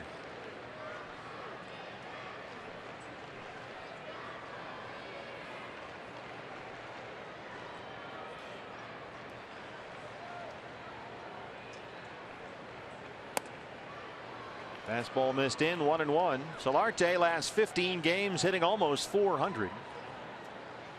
2 homers, 9 RBIs. He's got another run batted in tonight.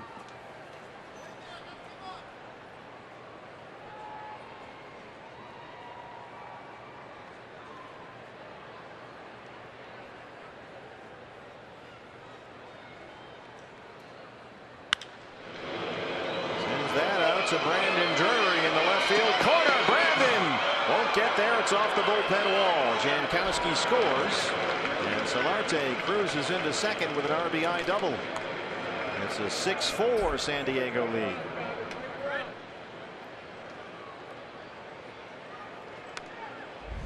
Solarte's really getting to be a pain in the neck. This guy's turned into a really good ball player, at least against the Diamondbacks. He's really hurt Arizona this year with the bat and with the glove.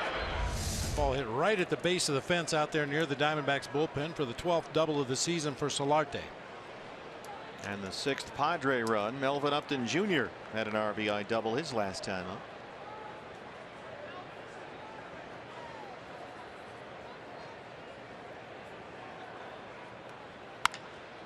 First pitch swinging. Phil Gosselin right there. And Shelby Miller gets out of the 5th, but the Padres add a run. They lead it 6-4.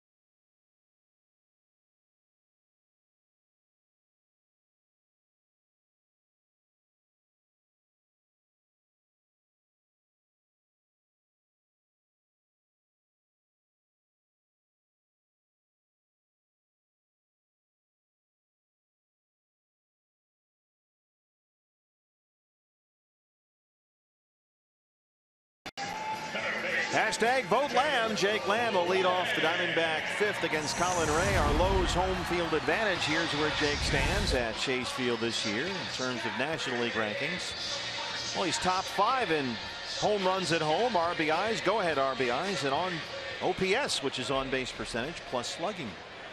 11 of his 19 home runs this season to be the tied the game or given the Diamondbacks a lead. Talk about clutch hitting, whether you define that, however you define that. Jake is doing it. And he has been walked intentionally tonight, grounded out his last time up.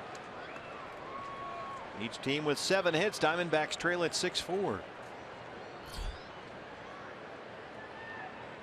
Once again, the Padres have the shift on. Ryan Schimpf, the second baseman, out in short right field. That's exactly where Jake hit the ball last time up. And this is how you vote, fans. Text N3 to 89269. That'll get you a ballot and a vote for Jake Lamb. Or you can go to dbacks.com. The voting ends 1 o'clock Arizona time on Friday for that final National League All-Star spot. And Jake is the deserving All-Star in that group of 5.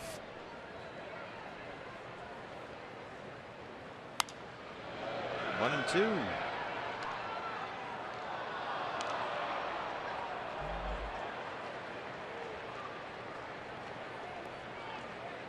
How deserving? Well, check out Jake Lamb last 18 games. He's hit .391. 3 doubles, 5 triples, 7 homers, and 19 RBIs. That's a pretty good 18-game run. Leading the National League in slugging, and by a lot. And if you want the National League to win the All-Star game to get home field advantage in the World Series, you want your hottest hitters there. Just saying. Peaking at the right time.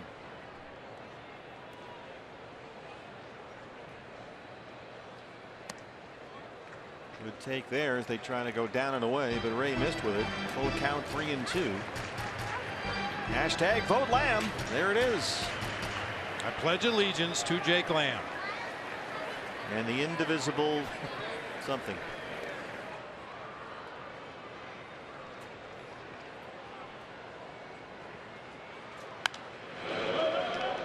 All right, now he's working on a 7-game hitting streak.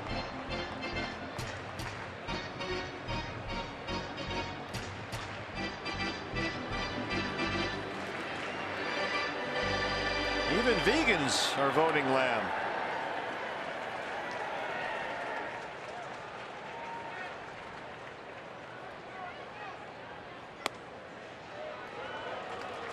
Takes that fastball inside, a leadoff walk. Well, let's not get crazy. Even Dodger fans are voting for Lamb. Now that makes sense. Catcher, Chris Hartman. Big night for Chris Herman, the start behind the plate tonight.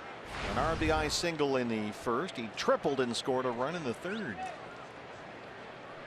That RBI single back in the first inning came with 2 outs. Babe Herman is now 9 for his last 17 with 2 outs and runners in scoring position. Stay hot. Wow.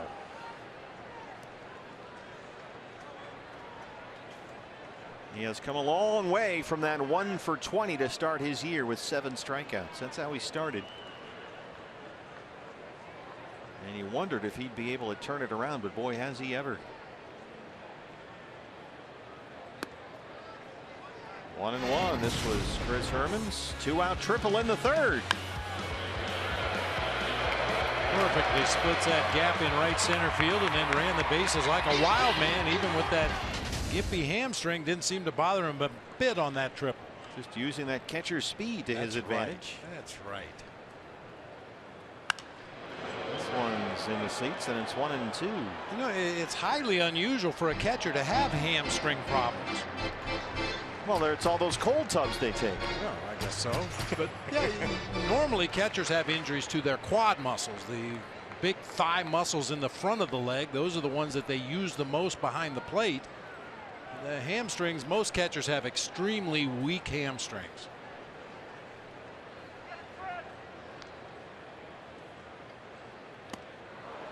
Well, that time Ray struck him out. First out in the 5th. But little off of that curveball, made it more of an off-speed pitch with a lot of downward movement, and just couldn't wait long enough. Yasmani Tomas. A 2-out RBI single his last time up in the third. He brought Herman home from third after that 2-out triple.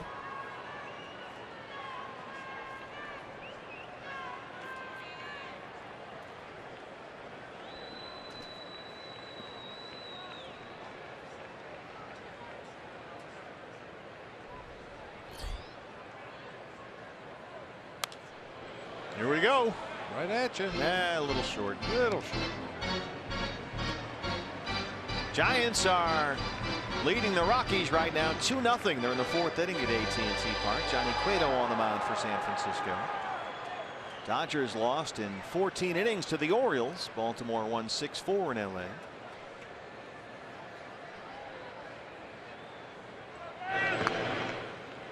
Another night with some big numbers up there. It's been an offensive season, it seems. Home runs are way up for baseball. Red Sox scored 11 against the Rangers today at Fenway. Tigers went to Cleveland and beat up on the Tribe 12-2. I think that's Tigers' first win against the Indians this season. They have had tough luck against Cleveland.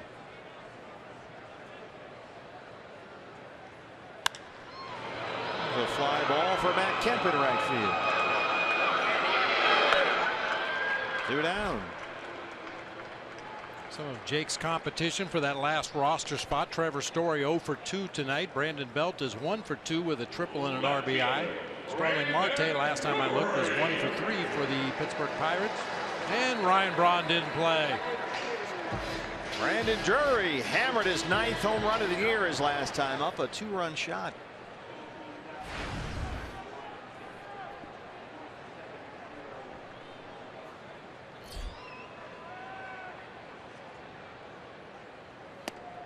This was Brandon Drury. After Herman had tripled and Tomas singled, he got a hanger and knocked it out of here.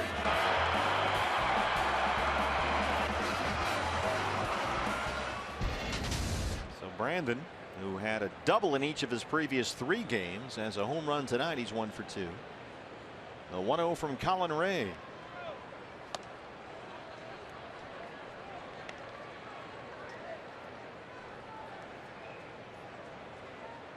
Colin Ray out of Cascade, Iowa. Every offseason he goes home to Iowa, helps his father and his brother work their corn and the soybean farm. He drives one of those big combine harvesters. That's a smash into left. Another hard hit ball off the bat of Brandon Drury. Jake Lamb is in at third, and Drury's got a double. He's starting to really crush the ball. His 15th double. He has now hit a double in each of his last 4 games.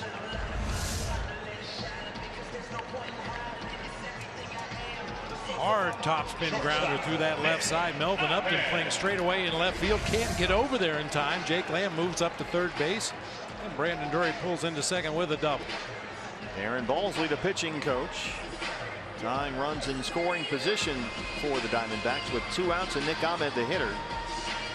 Shelby Miller is in the on-deck circle. Bullpen will get busy for the San Diego Padres. That's the right-hander Jose Dominguez. Nick singled in the second, flying out his last time up. He's 1 for 2.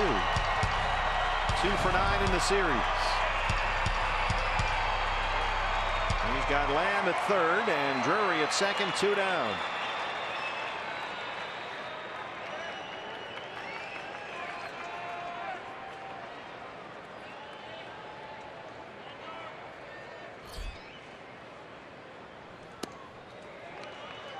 Lays off the curveball that time. He's ahead 1-0.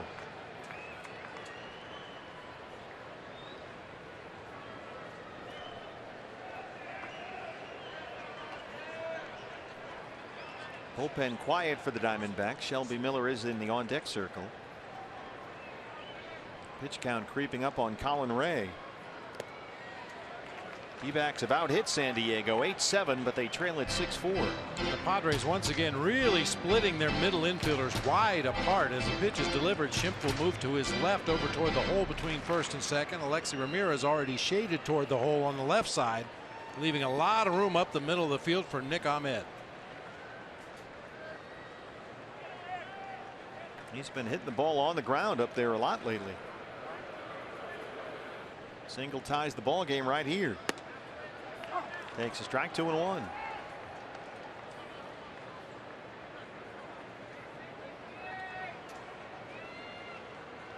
That's a good take right there. Even though it was a strike, that's not really a pitch that Nick could have done much with. Right out there on the outside corner at the knees.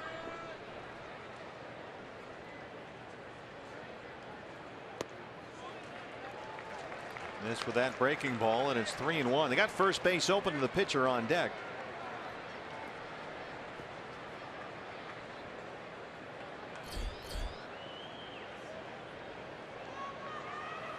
This is one of those situations for a number 8 hitter, why we say it's so tough to hit in that 8 spot. You got the pitcher coming up behind you. Nobody's warming in the bullpen. Well, it'll be Shelby with the bases full and 2 outs. Some teams like their number 8 hitter to expand the strike zone in that situation, knowing that the pitcher's going to take the at bat if they walk you. And Ricky Weeks Jr. comes back out as Shelby Miller is recalled. This little decoy there. They had, I believe that's Randall Delgado in the bullpen. They had him sitting down. Had Shelby Miller out into the on deck circle until Nick drew that base on balls, and then Shelby Miller was called back. Bullpen got busy, and now Andy Green's going to counter with a relief pitcher of his own. The wheels are spinning. Bases full of Diamondbacks down 2. Back after this.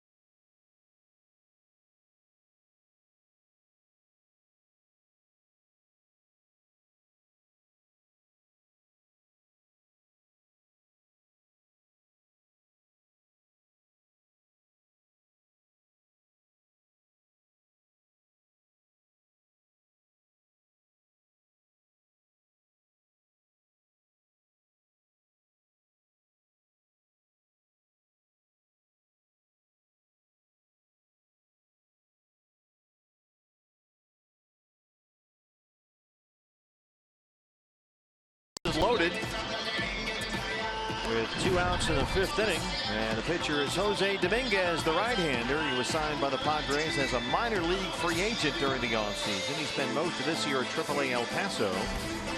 We saw him pitch Monday in the series opener. Faced only 1 batter. This is just his 3rd appearance. Yeah, faced Wellington Castillo in that ball game on Monday. Got him to fly out to deep center field, and then Dominguez came out of the ball game. Well, Ricky Weeks Jr. will hit for Shelby Miller. This is what Ricky did last night. 451 feet, a 3-run home run. His 5th of the year. And in a big spot right now, down 2, bases full and 2 outs.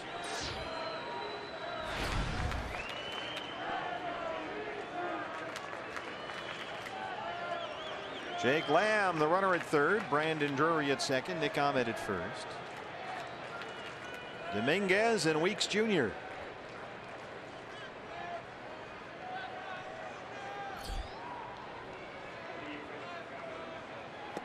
By the way, we are told that Gene Segura came out of the ball game with a bruised left triceps. That's where he got hit by that pitch back in the second inning. So Phil Gosselin has taken over at second base. A bruised left triceps for Segura. 1-0 on Ricky Weeks Jr.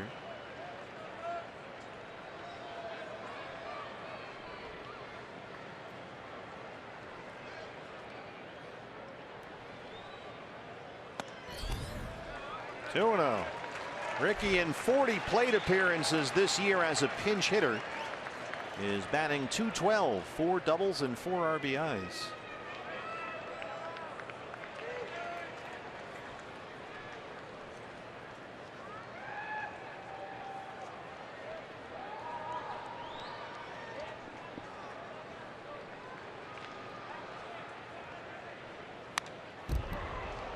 Jumped on that fastball, but fouls it back, and it's 2-1.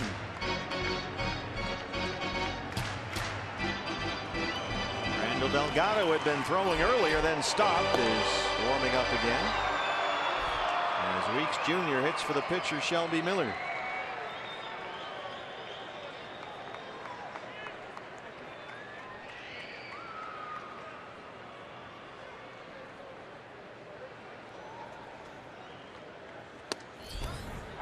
'96 is in there, and it's 2-2.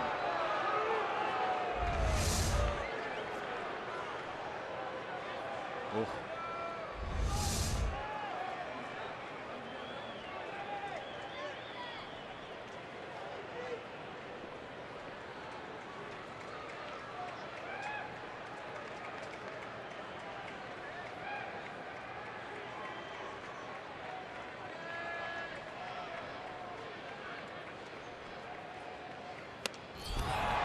He struck him out with a 98-mile-an-hour fastball, and Diamondbacks leave him loaded. It's still 6-4.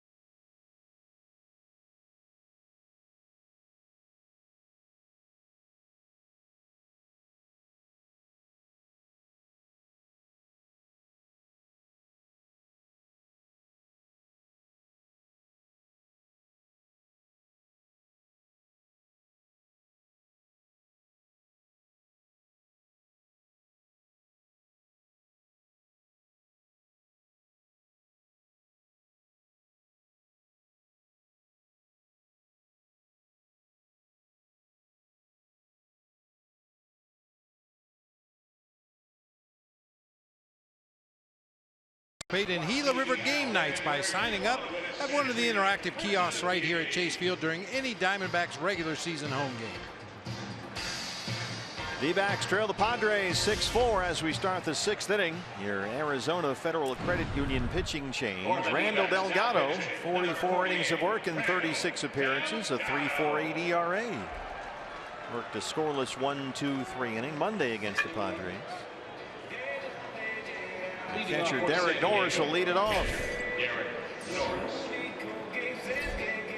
An RBI ground out for Norris last time up. He's 0 for 2.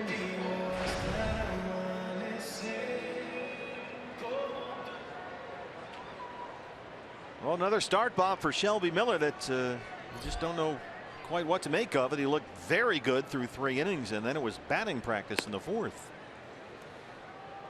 So you're looking for progress or something you can take away from it.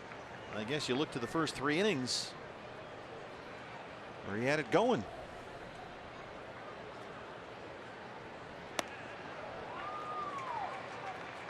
of a case of the Padres making a really good offensive adjustment against what Shelby Miller was doing to them in the first 3 innings in that fourth.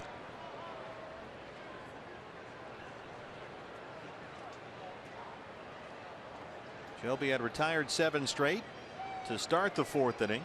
Had a 4-0 lead. And Myers singled, Kemp singled, Solarte singled, Upton Jr. doubled, Norris had an RBI ground out, Schimpf hit a 2-run home run. And just like that, it was 5-4 Padres. They now lead at 6-4. Brad Hand, who made some big pitches here the other night to Goldie and Jake Lamb, warming up. There's Ryan Schimpf, a couple of home runs in this series.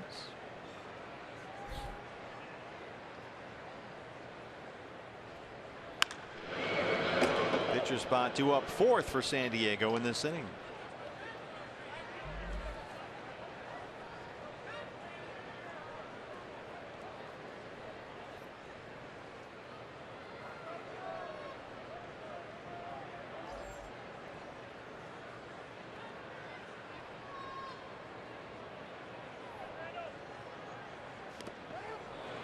Can't check his swing. Delgado gets the strikeout.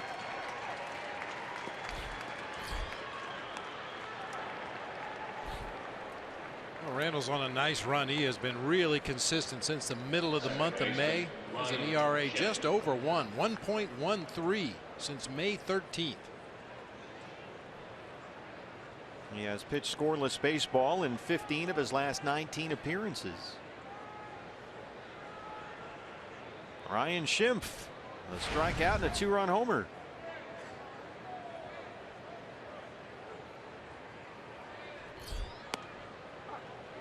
Andy Green's been liking what he's seen from this young man, the 28-year-old rookie. Says he's hit the ball hard, takes his walks. The numbers aren't where he'd like them to be in terms of the batting average, but doing a lot of solid things out there, and they think he's got room to grow.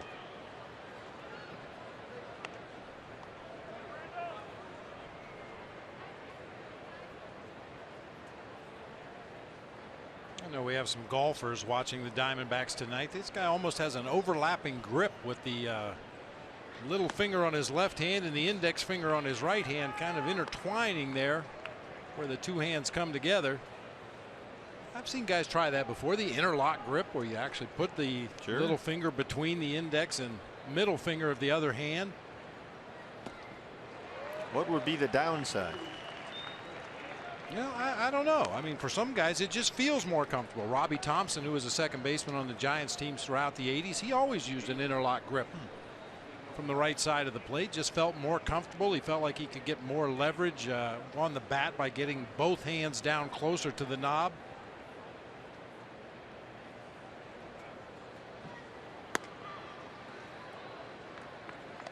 Count is full, 3-2 on Ryan Schimpf.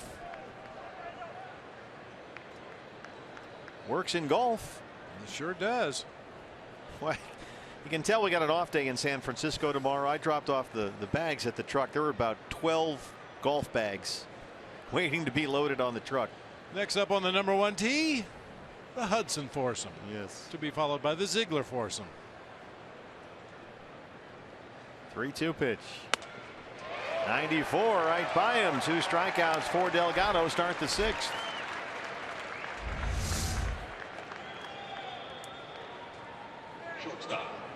Bullied him up there around the belt with a fastball at 94. Alexei Ramirez 0 for 2.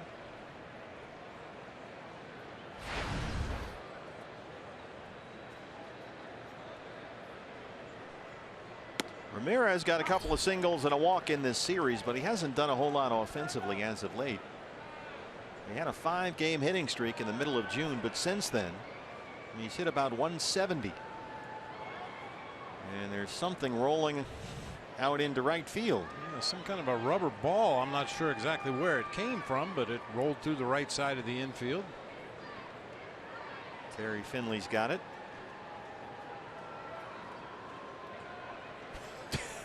Tell him, Terry. He doesn't know either. Going to confiscate that. turn Terry loose on Dodger Stadium when those beach balls start flying out of the bleachers.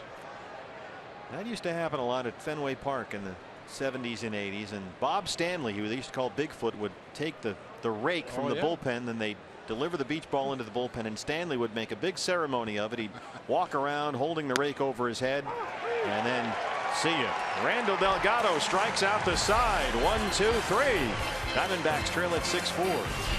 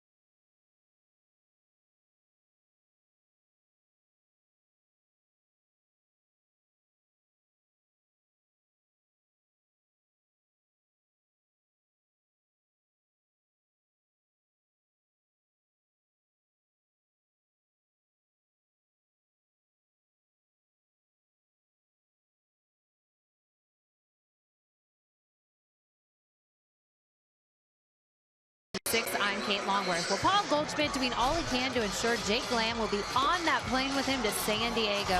He came through with a break the internet move as he joined the Twitter world. That's right. America's first baseman, first ever tweet included #VoteLamb. Goldie told me this is a one-time limited deal. He'll be off Twitter and, quote, back to his old self by the end of the week. But he said Lamb is certainly deserving of being an all-star, so he's doing all he can to back up his teammate. And this is something I can only say one time only. Right now, I have more Twitter followers than Goldie. Of course, I've been on Twitter for 5 years. He's only been on for 5 hours, but who's counting? Boy, he can't wait to get off that thing, I'm sure. That is not Goldie's style, but it's big time for him to step up like that. Yep. Phil Gosselin, who had to replace Gene Segura at second base, doubled his first time up, leads it off. Solarte's there at third. Takes an extra base hit away from Gosselin. Talked about Solarte earlier in the ball game. He's made some nice defensive plays, including this one, robbing Phil Gosselin of extra bases. That ball looked like it was ticketed for the Diamondbacks bullpen, but Solarte goes up the ladder, makes a nice play, and tucks about half of his chains back in. They didn't hold him down. Michael Bourne 0 for 3. If you're just joining us, Gene Segura had to leave the ball game with a left triceps bruise. He was hit by a pitch in the second inning. Bourne's already struck out twice tonight. He's down 0-1. Michael riding a 6-game hitting streak.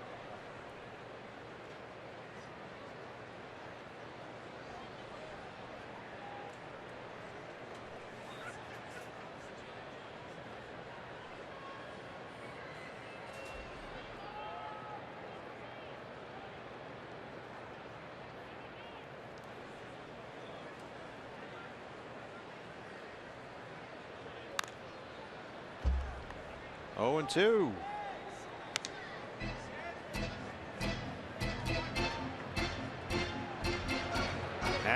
#Vote Lamb. You can text N3, the letter N and the number 3, to 89269. Get a ballot, vote for Jake Lamb, or you can go online at dbacks.com. Voting ends 1 o'clock Arizona time on Friday.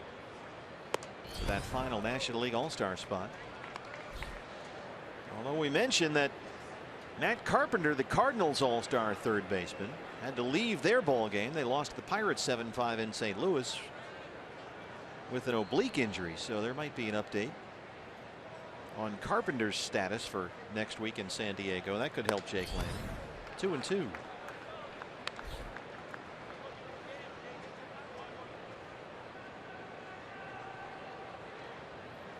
voting under there. It's like a voting booth. Yeah.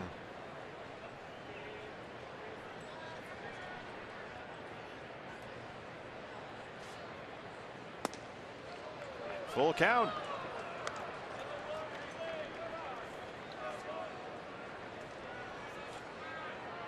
Jose Dominguez came on in the last inning, got a big out, struck out Ricky Weeks Jr. with the bases loaded and 2 down. The 3-2 to Bourne. Oh, come on, man. Are you kidding? A liner to Solarte to open up the inning. Now a liner to Myers on the other side of the infield. Hey fans, when the D-backs win, you win at Papa John's. The day after every Diamondbacks win, you get 50% off your regular menu price online order at Papa John's. Enter promo code DBACKS50 at papajohns.com.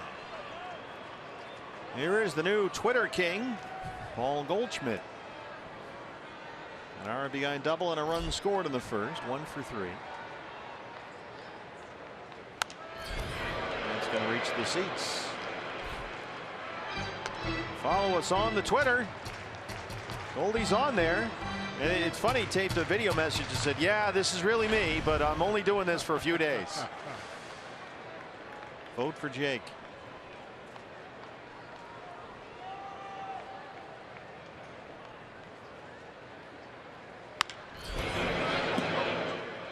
Well, that's a good teammate. Somebody that would do something that obviously is way out of bounds for what he would normally do, but do it in the hopes that his teammate Jake Lamb could pick up a few more votes and sneak onto that all-star team.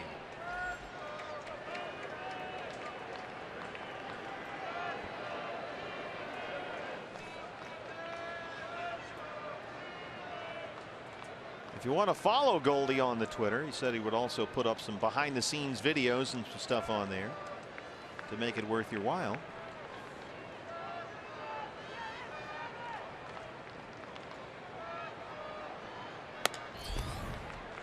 Dominguez with that 98-mile-an-hour fastball again, but he missed it. It's 1-2.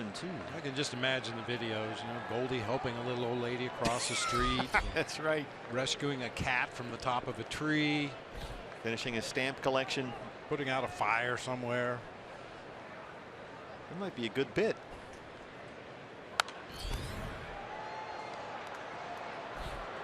Everybody's been shipping in. You may have seen it. Played it here at the ballpark, and it's out there somewhere in the interweb.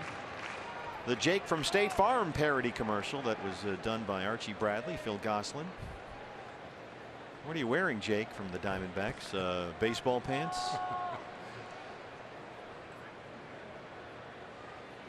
This is driven toward Jankowski, and he's got it 3 line drives off 3 Diamondback bats right to 3 Padre gloves, and it stays 6-4.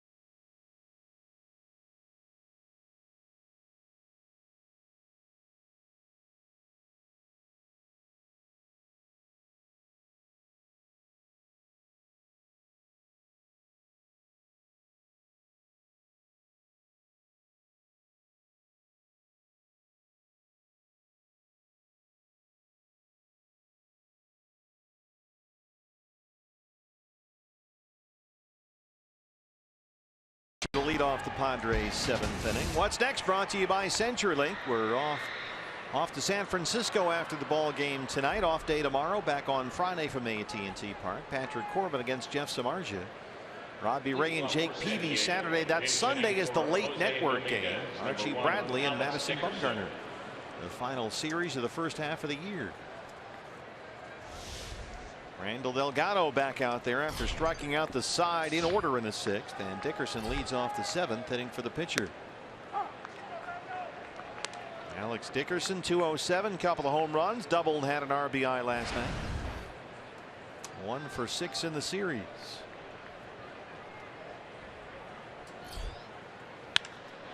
Shoots that one the other way. He's got a base hit.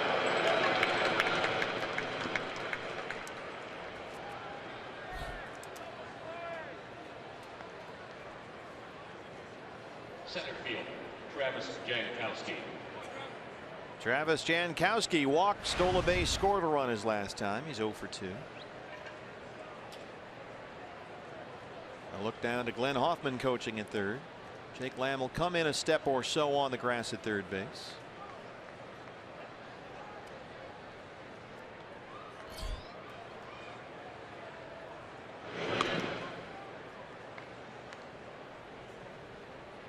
With Jankowski's speed, it wouldn't surprise me a bit to see him try to bunt for a base hit rather than just square around and give himself up if indeed a sacrifice is called for here. Yeah, he is not a power hitter, Travis Jankowski. In over 1,400 minor league plate appearances, he hit 3 home runs. His game is speed and defense. 137 steals in his first 4 minor league seasons. Stole a base tonight, his 13th of the year. First round pick out of Stony Brook.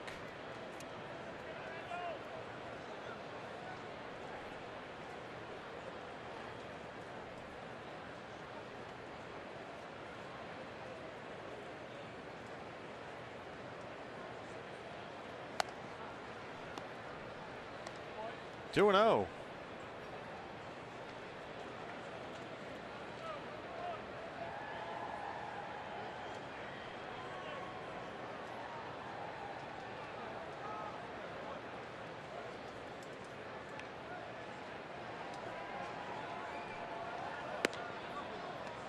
Randall behind, 3 balls and no strikes, and you've got the heads of state of the Padres order coming up in Myers, Kemp, and Solarte.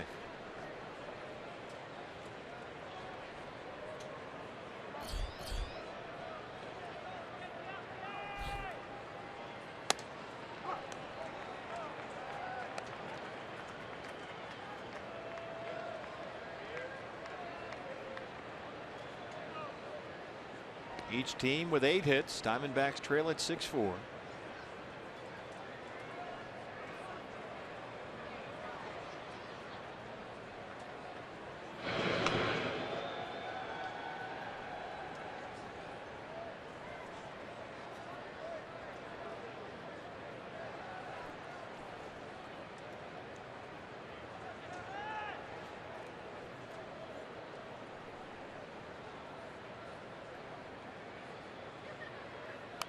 Here's the bunt, but he pops it up. Missed his opportunity, and it's 3-2. Well, that tells you the power is not a big part of his offensive game. Attempting to bunt a 3-1 fastball up in the zone. That's a pitch that most guys come out of their shoes trying to hit out of the ballpark.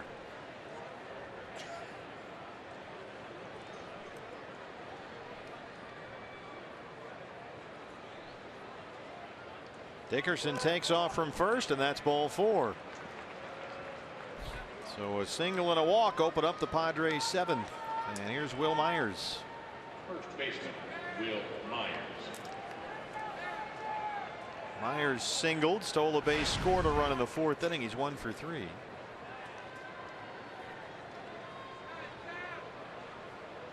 He's headed to the All-Star game. Mike Butcher headed to the mound. Silvino Bracho has started throwing in the Diamondback bullpen. Got to come up with something here. Myers red hot. He had 4 hits last night, including a triple. He loves hitting in this ballpark. He says you see the ball really well here. The hitter's eye is great, really dark. Picks up the ball nicely. But he's hit in every park he's been the last 6 weeks or so. Hitting almost .340 since June the 1st. The way Will Myers has been swinging it, you get the feeling he could get a base hit in an alley at midnight. Well, he hasn't played a full season since 2013 with serious wrist problems that have nagged him the last couple of years, but he's finally healthy and getting consistent at bats. That's made all the difference for him. A right wrist fracture, left wrist tendonitis. He's also finally found a defensive home as a first baseman. Came up in the Royal system as a catcher. They moved him all over the outfield. He was in center field for a while with the Padres, but now he's their first baseman full time. They traded Yonder Alonso in the offseason to the Oakland A's.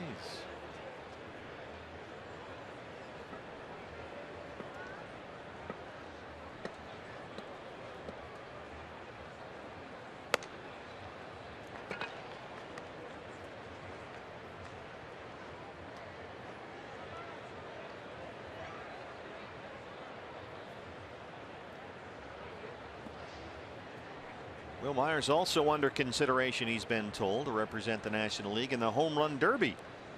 He's got 19 home runs this year.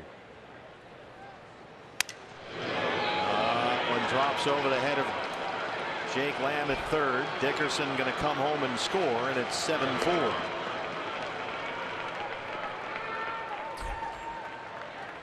This game can really be unfair. Diamondbacks hit 3 line drives in that last half inning. All 3 were right at Padre defenders and caught. Will Myers breaks his bat and hits a little floater into left field to drive home a run. Padres open up the inning, single walk single. That brings up Matt Kemp.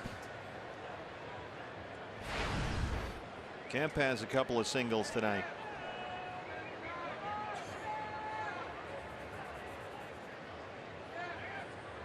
Jankowski at third.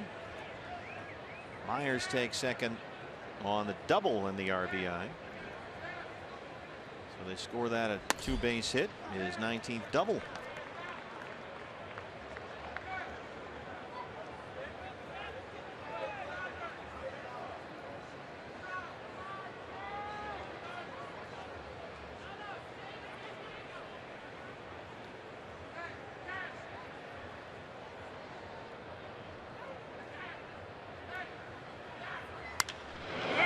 This is out to Brandon Drury, and he won't get there. Jankowski had to hold up. Myers is running right up his back. And Kemp knocks in 2. It's 9-4. Will Myers almost ran right through Travis Jankowski.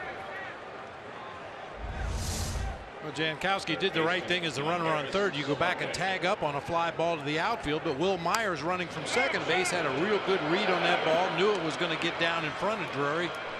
So he didn't hesitate at all. Turned into a foot race to home plate that time. Look at this. Right in his back pocket. Well, Randall Delgado struck out the side in order in the 6th, but he's yet to retire a batter in the 7th. Padres have scored 3 more. They lead it 9-4. Back after this.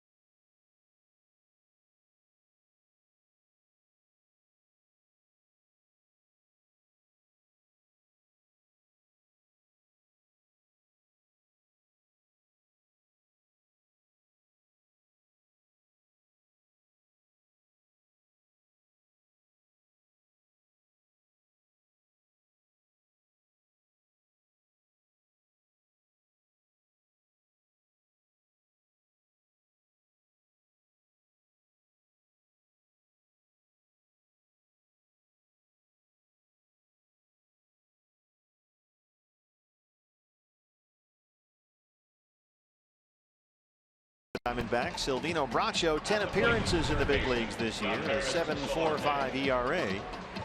He faced 2 batters in Monday's game against the Padres and struck them both out, Brett Wallace and Melvin Upton Jr.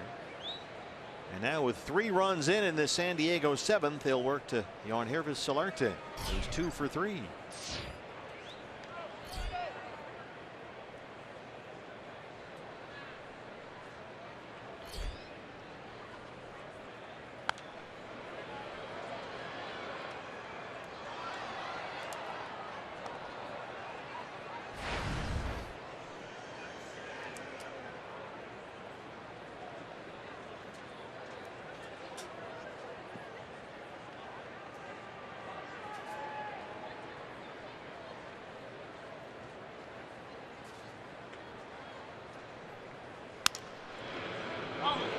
Squib shot foul, and it's 0-2.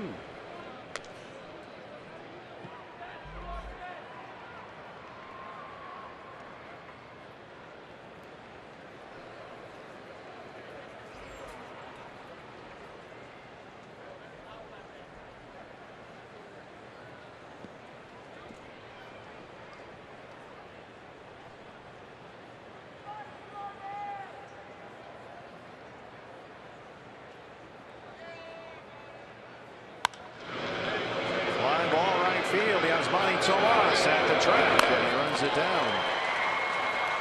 1 down in the 7th. Melvin Upton Jr. now. He had an RBI double in the 4th. Upton hitting the ball very well lately, nearly a .340 batting average in his last 19 games. That includes 6 homers.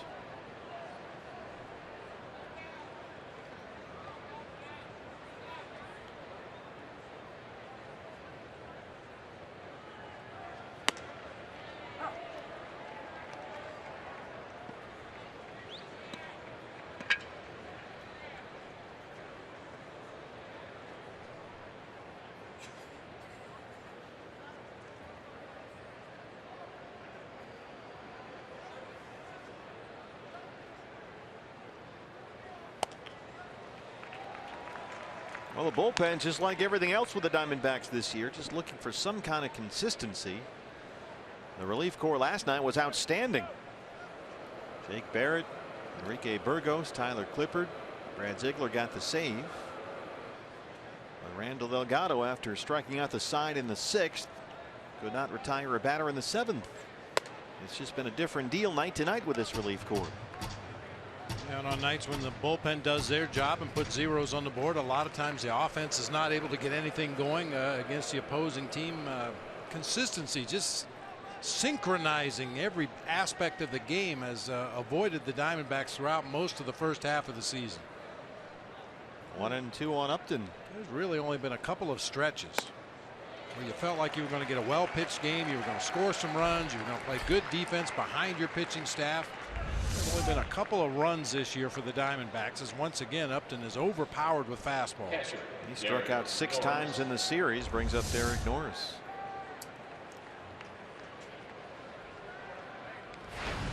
Well, there's a lot of talk and anticipation about contenders calling the Diamondbacks, asking about guys like Daniel Hudson or Brad Ziegler, but somebody's got to get these outs in this bullpen.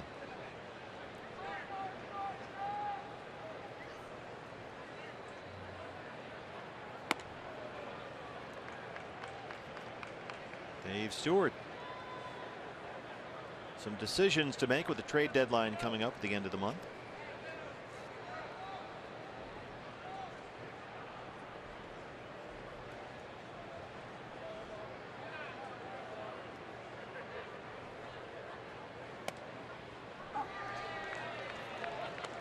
This is about the time where people in the media, locally, nationally, start putting together lists. These are the teams we think will be buyers, and these are the teams we think will be sellers, based on where they are in the standings.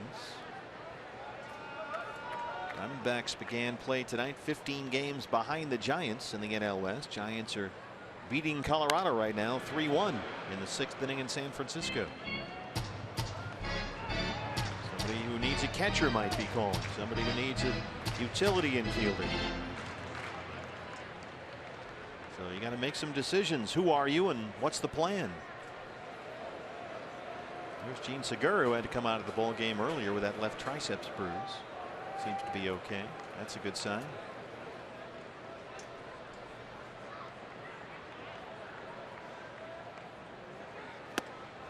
Well, Bracho gets Norris, comes in, puts out the fire. 3 up, 3 down for Silvino. Diamondbacks trail at 9-4.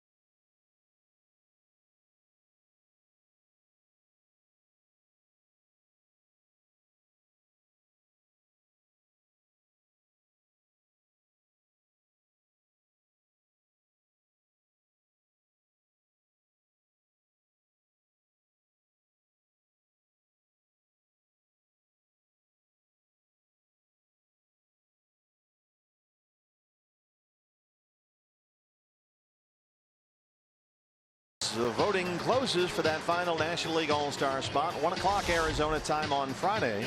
Our Arrowhead Honda game diagnostic. This is the box score so far. A lot of extra base hits in there. But they're down by 5 as we start the bottom of the 7th against the new pitcher for the Padres, the lefty Brad Hand. Hand was pretty impressive in game 1 of this series. Came in relief of Luis Perdomo. Got 2 outs on strikeouts. Both Paul Goldschmidt and Jake Lamb looking at strike 3 after Michael Bourne had singled against the left-hander.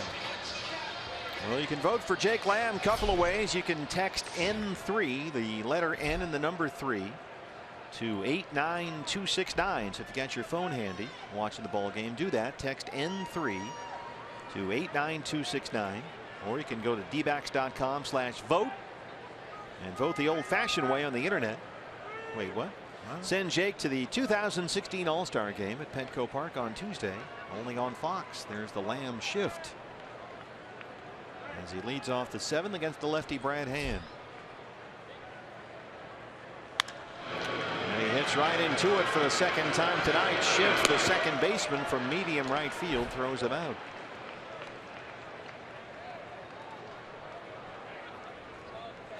Catcher, Chris Herman. Got good news from the minor leagues. AAA Reno, Anthony Banda, very promising young left-hand starting pitcher, had another good start. Pitching for Phil Nevin and the Aces as Chris Herman steps in. Banda tonight gave up 2 runs in 6 innings, had 7 strikeouts. Kyle Jensen at his 17th home run. Anthony Banda, D-backs minor league pitcher of the month. He will pitch for Team USA in the Futures game at All-Star Weekend. And also Mitch Haniger, who's a corner outfielder they got from Milwaukee in the Gerardo Parra deal a couple of years ago, continues to hit well. He's played 23 games for the Reno Aces after his promotion from AA, as once again they hit into the shift. And in 23 games at AAA, Mitch Haniger has 30 hits and 9 home runs. So there's a couple of names to watch for the Diamondbacks minor league system. Anthony Banda and Mitch Haniger. Dominic Leone just recalled from AAA Reno today, warming up in the bullpen. Andrew Chafin had to go on the DL with some shoulder inflammation.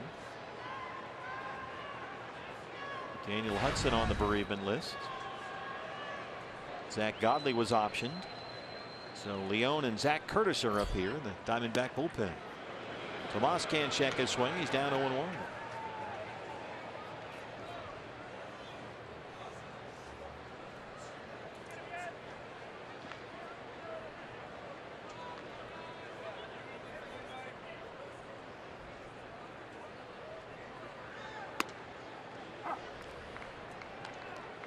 Osmani had a 2-out RBI single in the third. He's 1 for 3.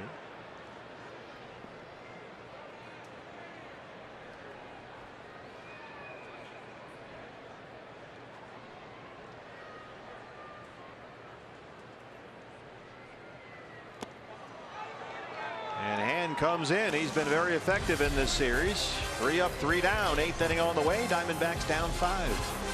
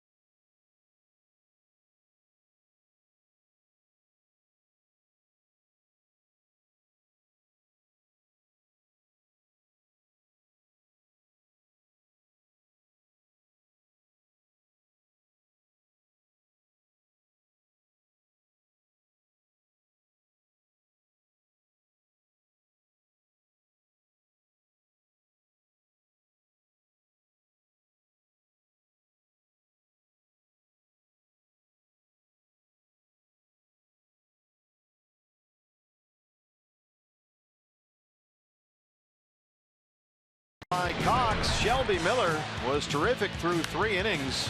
Retired the final 7 he faced through 3, but then in the 4th, the Padres jumped all over him. Wow, 9 unanswered runs for the Padres offensively. The Diamondbacks held a 4-0 lead in this game, but wheels really fell off for Shelby Miller in that 4th inning, and the Padres have just continued to swing hot bats.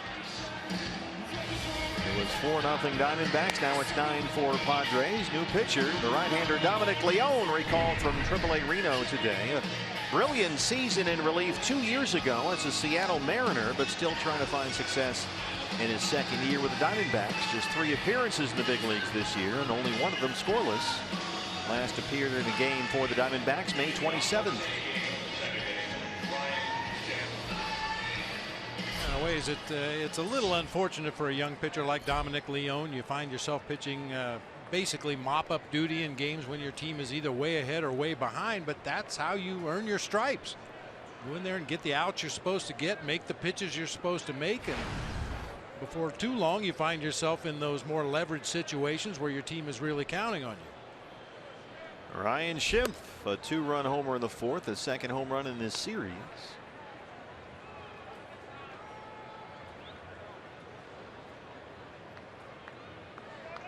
Dominic Leone, still only 24 years old, a very promising arm. He was just dynamite in Seattle a couple of years ago.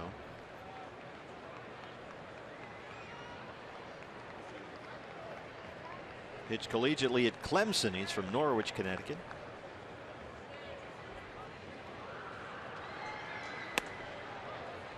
Diamondbacks acquired Leone from Seattle in the Mark Trumbo deal last June.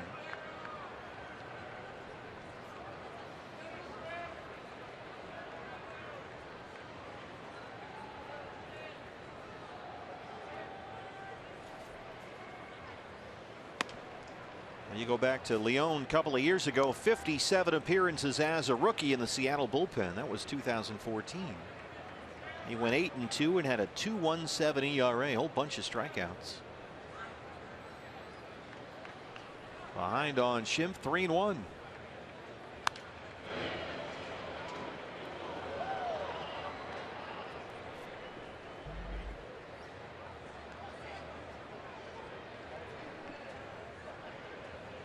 Dominic Leone, 29 appearances with Reno this year, 4-2 record, 3.86 the ERA. 29 strikeouts in just over 30 innings. Schimpf gets the 3-2 up in the air, very shallow left. Brandon Drury coming in, he's got it.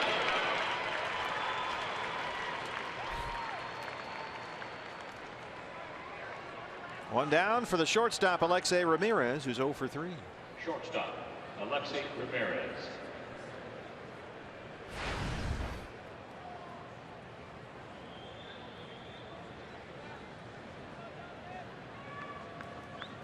Pitcher spot due up next. Brett Wallace in the on deck circle.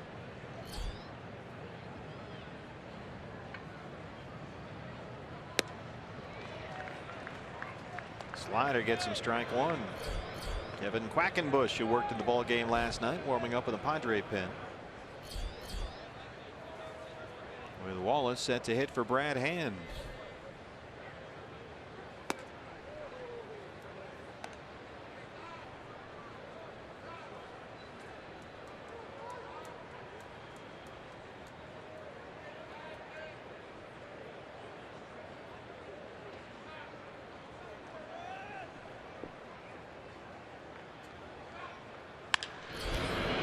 Jake Lamb at third. Good throw from Jake, 2 down. I talked about his feet on these plays before, Bob. Yeah, moving to his left and back a little bit, but manages to get his legs underneath him, get his upper body turned toward his target. Much better chance of making a good throw if you can get lined up, get that left shoulder pointed right at your target before making the throw, and that time Jake used his feet very nicely. Now he'll go into his shift position for the left-hand hitting Brett Wallace, who hits for the pitcher. Right near second base umpire Ted Barrett. There's a ball. Wallace 207 and 5 home runs. A little bit of a pleasure for Ted Barrett, getting to sleep in his own bed for a few nights. He makes his home here in the Valley. And as we know, the umpires, they don't have home games. They're on the road all the time unless they happen to live in a major league city. And Ted Barrett gets an opportunity to stay at home while he's here.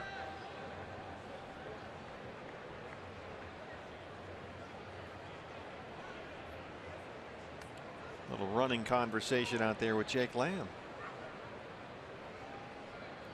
Comparing notes. This is going to get down in right center. 2-out single for Brett Wallace.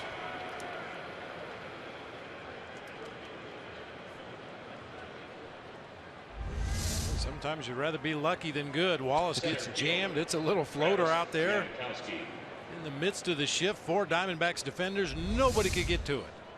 Ted Barrett with those quick feet had to get out of the way. Now Jake will go back to third with Travis Jankowski up there. Wallace at first and 2 outs.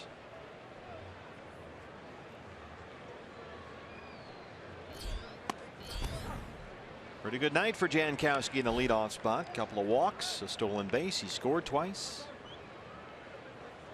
Even without a hit, he's been effective.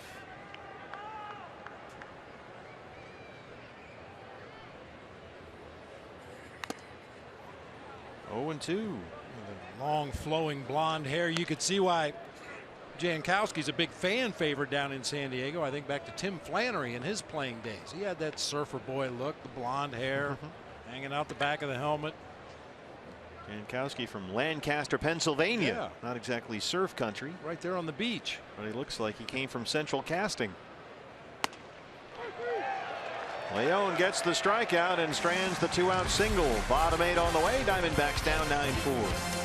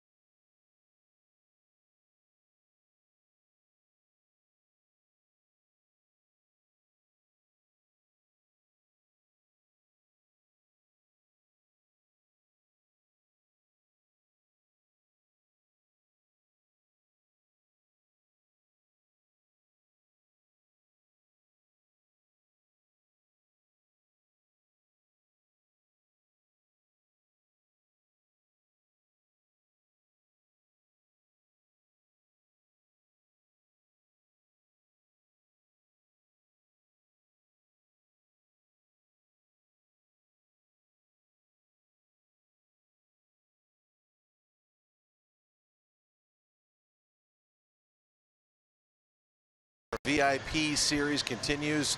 Fox sends Jude LaCava. This is where the real work begins. That pregame show, that was kind of a work of art, but now you really got to put your work boots on. You ready to roll? We're going to do that. We're going to show you how managing your fears in life and in baseball plays into what happened tonight.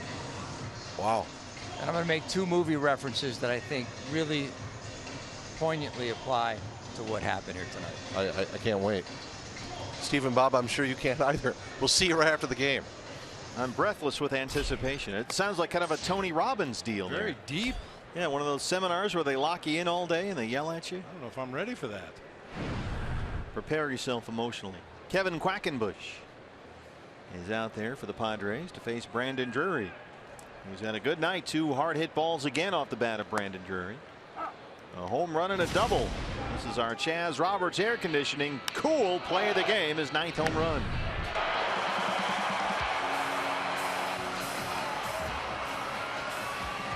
Good pitch recognition that time. Saw that breaking ball, kept his weight back, kept his hands back, even though he kind of shifted out onto his front foot just a little bit. He had plenty left to drive that ball out of the park. Brandon has 5 hits in the series, including 3 doubles and a homer. And he's ahead 2-1. By the way, I talked to Todd Walsh. I think it was today. It's hard to keep track of. And he insists he does not have a giant ball of string in his house. I highly doubt that. As we accused him, we meaning you, I helped, accused him of being a hoarder in Todd's garage. Pre-game show had a lot of stuff, a lot of signed pictures and magazine covers and everything but the giant ball of string that we imagine is in Todd's house. Can't get it out of the garage. The door's not big enough. Just roll it out there. It's got stuck. See, he doesn't have his IFB in, so we're getting away with murder here. He doesn't know we're talking about him. He's explaining I was trying to get the ball of string out of his house. Solarte charges from third and makes a nice play. Boy, he has really become a good player.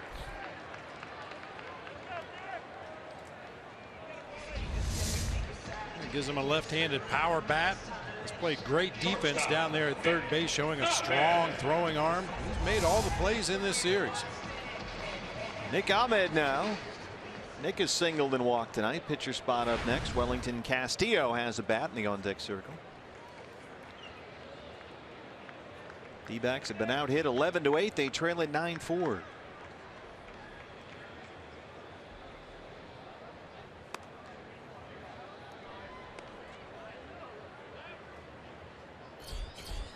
Do you ever have paper drives in Coshocton? Sure.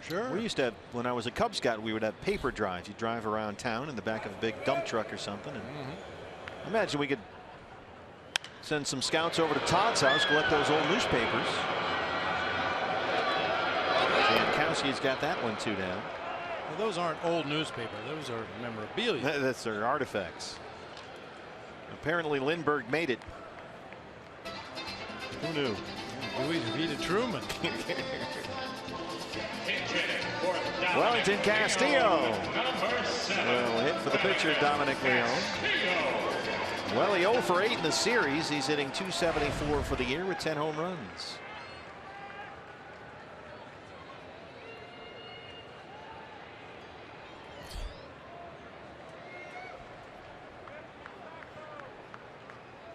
Josh Colmenter warming up in the Diamondback bullpen. Looks like he'll get the 9th inning.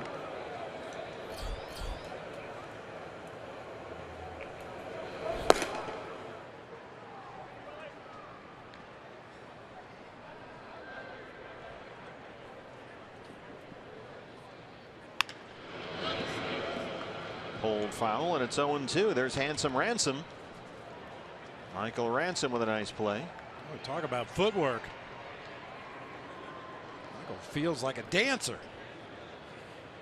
His original nickname was Money Ransom, but he came up with his own nickname of Handsome Ransom, which went through the committee okay.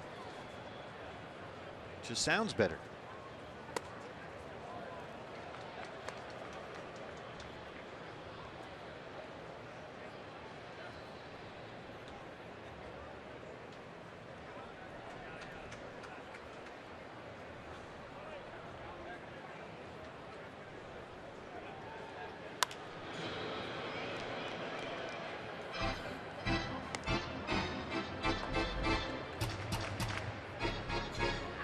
do need a new nickname for Terry Finley. Terry's nickname is Fair Play. Terry Fair Play Finley, our golden glover down the right field line. It's not a terrible nickname. I mean, it stands for something. She stands for fair play. 2-2. Unless you're in her way and she's trying to win, then all bets are off. Fair Correct. play, forget it. Well, we have a Kirk Farley is foul pole Farley, so we had to go with Fair Play Finley. Foul pole was taken.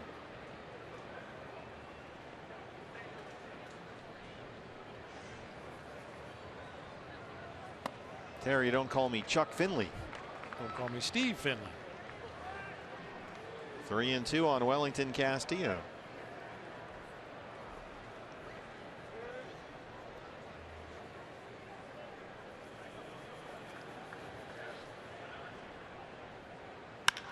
Base hit for Welly. That sounded good.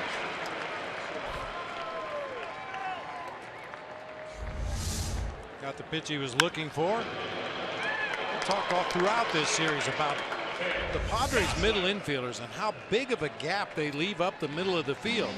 As we talked about Andy Green last night, that's his bread and butter, positioning defenses, and for whatever reason the Padres feel more comfortable protecting the hole on the right and left side than they do protecting the middle of the field. Phil Gosselin took over at second base for Gene Segura. He doubled and lined out to third. He should have two doubles.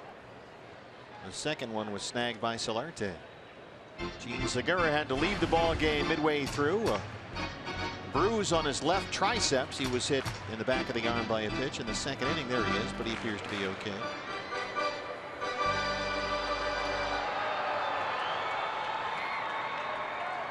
But that's a tough break for Gene, who will get his 9-game hitting streak snapped. Gosselin and Quackenbush have met before, and it's advantage Gosselin.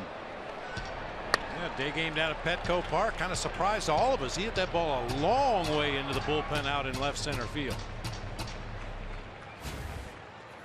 But he's down here 0-2.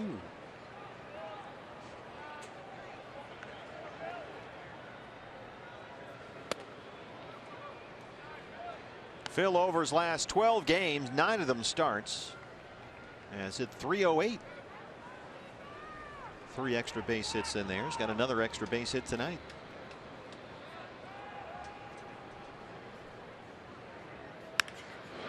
This is out to Melvin Upton Jr. And that's the end of the inning. We'll go to the 9th. Diamondbacks trail at 9-4.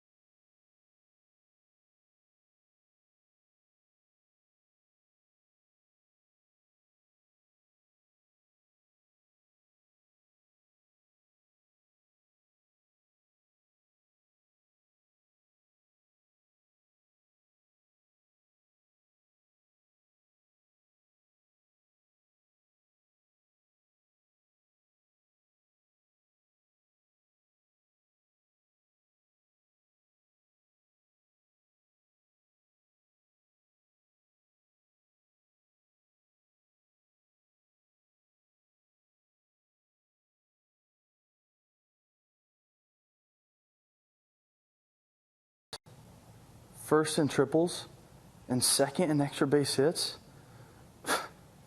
Yeah, I'd vote for you. Who are you talking to? It's Jake from the D-backs. And you have 11 game-tying or go-ahead home runs? Jake from the D-backs this early in the morning? Who is this? It's Jake from the D-backs. What are you wearing, Jake from the D-backs?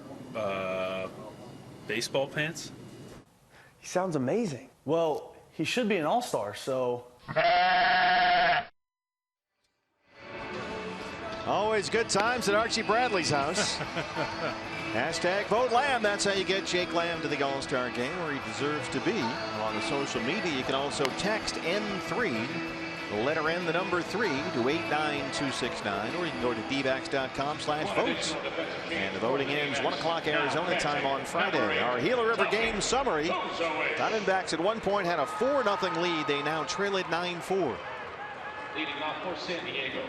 Josh Collmenter is on to work the 9th inning. Will Myers will lead it off.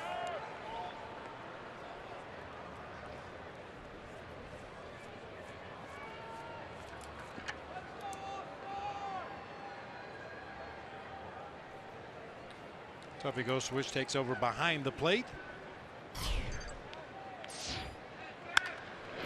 Will Myers at it again.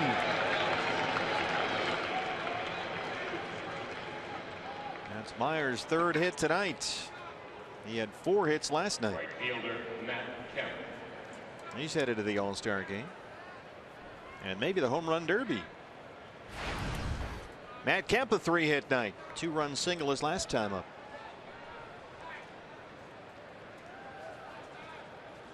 I would think that right-handed pull hitters probably have a little better chance in that home run derby than left-handers that hit the ball to the big part of the park there at Petco. Even though they've moved the fences in a little bit, I think it's still more fair for a right-handed pull hitter.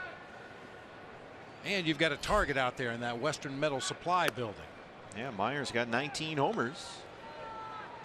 Seems as good a choice as anybody. It's always nice when you have one of the hometown guys in the home run derby. Yeah, absolutely. Made a big difference for Todd Frazier in Cincinnati. That was an event.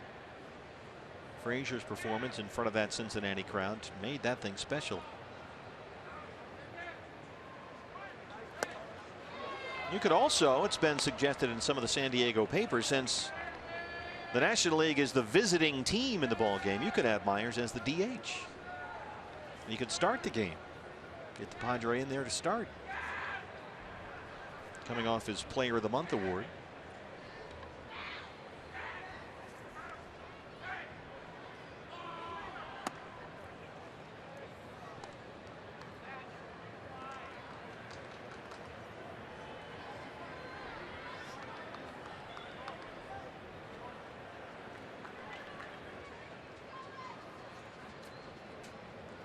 Two and one on Matt Kemp. You don't look now, but Giancarlo Stanton of the Marlins is starting to heat it up. Well, it was only a matter of time. Boy, he was really scuffling when we saw him. 2 home runs today, had 2 last night, including a line drive that, you know, what do they call that? The angle. The notch. No, the ball off the bat, and they measure the angle of. Oh, the launch angle. Yeah, the launch angle. 15 degrees, and he hit the ball 420 some feet.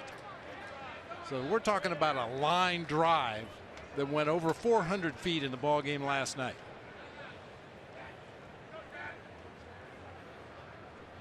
I think I won him in the home run derby for the National League. Marlins lost at the Mets 4-2 today. It's a fair ball.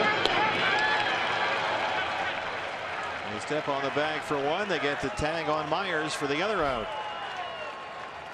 Once again, Goldie steps on the base. That takes the force off, so you got to tag the runner. I'm surprised that was called a fair ball right there. And I think Ahmed does what he does so many times on stolen base attempts, gets down and dirty. Get down there in the dirt, make sure that guy has nowhere to go.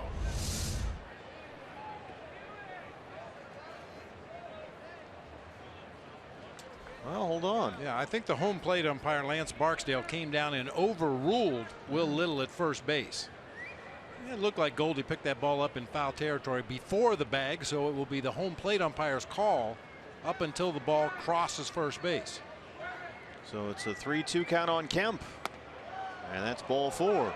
So instead of nobody on and 2 outs, it's 2 on, nobody out. And the batter will be on Hervis Solarte.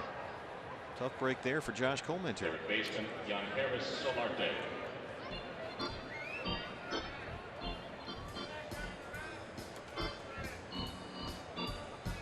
Another good night for Solarte in this series. A single, a double. He's got 2 RBIs. He scored a run. And like he has done throughout this series, even his 2 outs have been balls hit to right field. 2 fly balls to Yasmani Tomas in right, 1 that chased him back to the warning track. He's got Myers at second, Kemp at first, and nobody out. This one's headed for the right field corner. On Hervis Solarte, another home run in this series.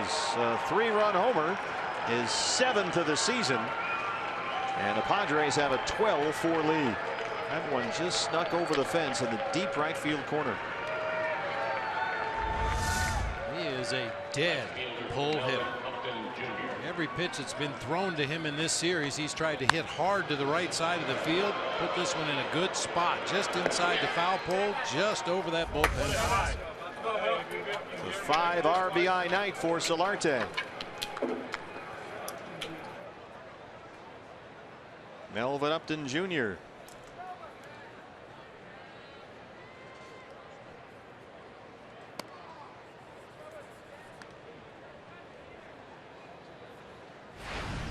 He struck out 6 times in the series, had an RBI double in the 4th tonight. Hot smash to third. Jake Lamb backhands it. Nice throw from Jake there. Jake from the Diamondbacks.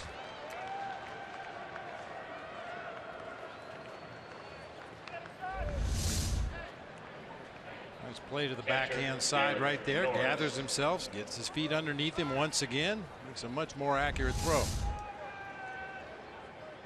1 away for the catcher Derek Norris.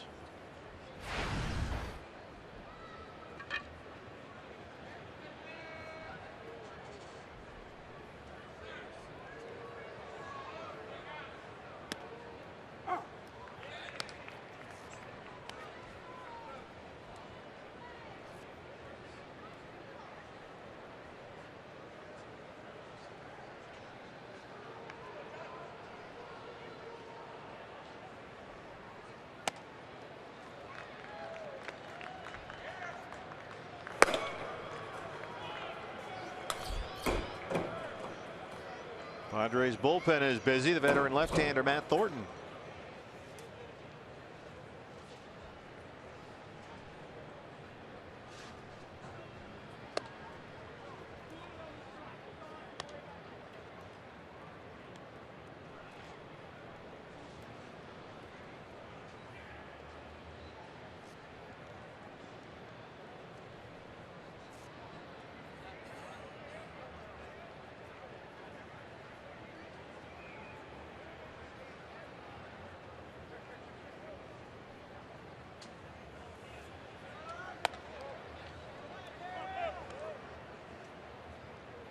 Diamondbacks have tomorrow off in San Francisco. The Padres will play the Dodgers. No off day for them. And Matt Thornton hasn't thrown in 3 days. That's why Andy Green wants to get him up, get him an inning of work in this ball game here tonight. 2-2. Well, unless things change dramatically, the Diamondbacks will end the first half of the season with a home record of 15-32.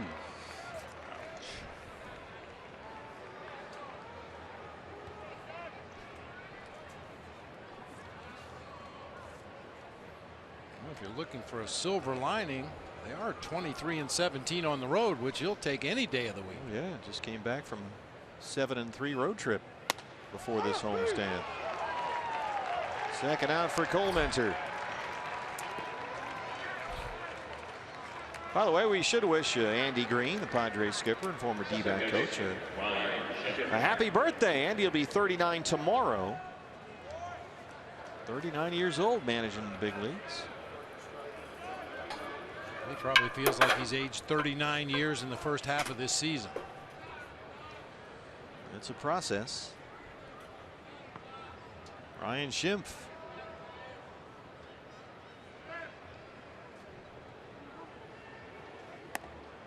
And he received Andy Green rave reviews when he addressed the team. There's always that first day when everybody's in camp, it's pitchers and catchers for a while, then position players get their physicals, and then there's that first day where everybody reports, and they close the door in the clubhouse, and the entire team is addressed. Andy apparently gave a terrific speech. Ryan Schimpf takes that out of here. That's his second home run tonight.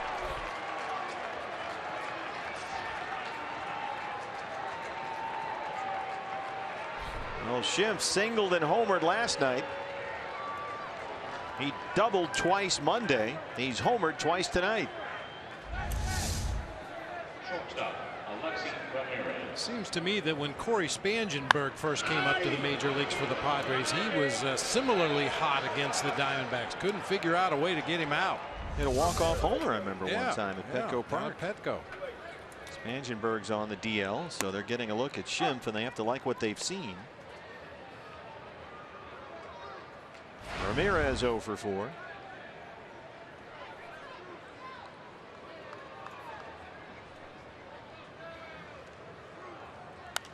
D-backs had a 4-0 lead after 3 innings. They now trail 13-4. Padres with 5 in the 4th, 1 in the 5th, 3 in the 7th, and now 4 in the 9th.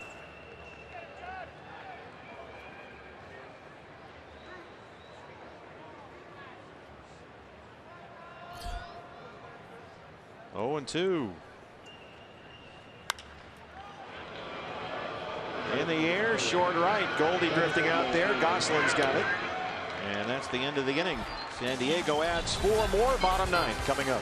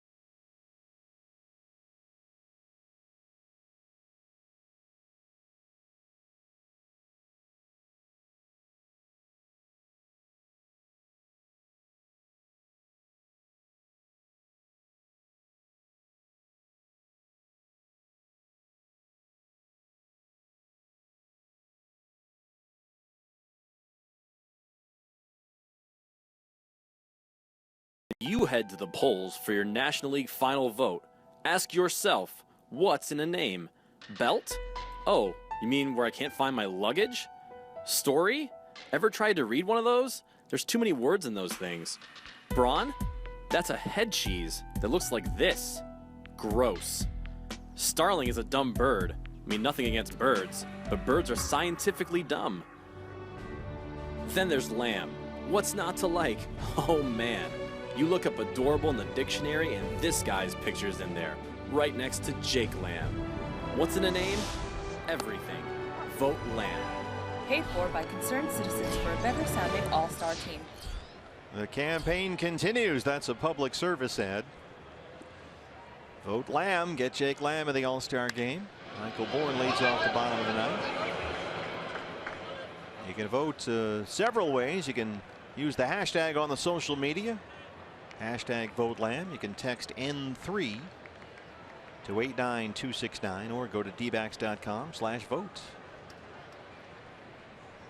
Michael Bourne needs a hit to extend what is now a 6-game hitting streak. 0 for 4 so far.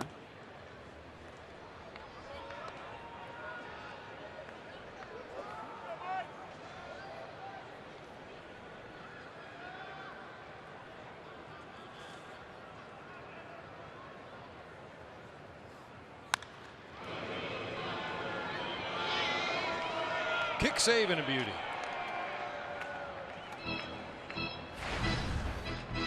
McVay down there flashing the leather of his shoes.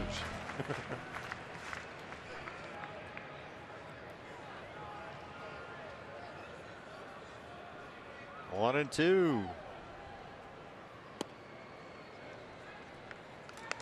Giants have opened up their lead on the Rockies. They lead at 5-1 at AT&T Park now in the 8th inning.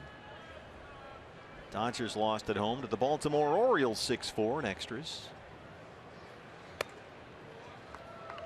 Bourne has worked the count full 3-2 against the new pitcher Matt Thornton.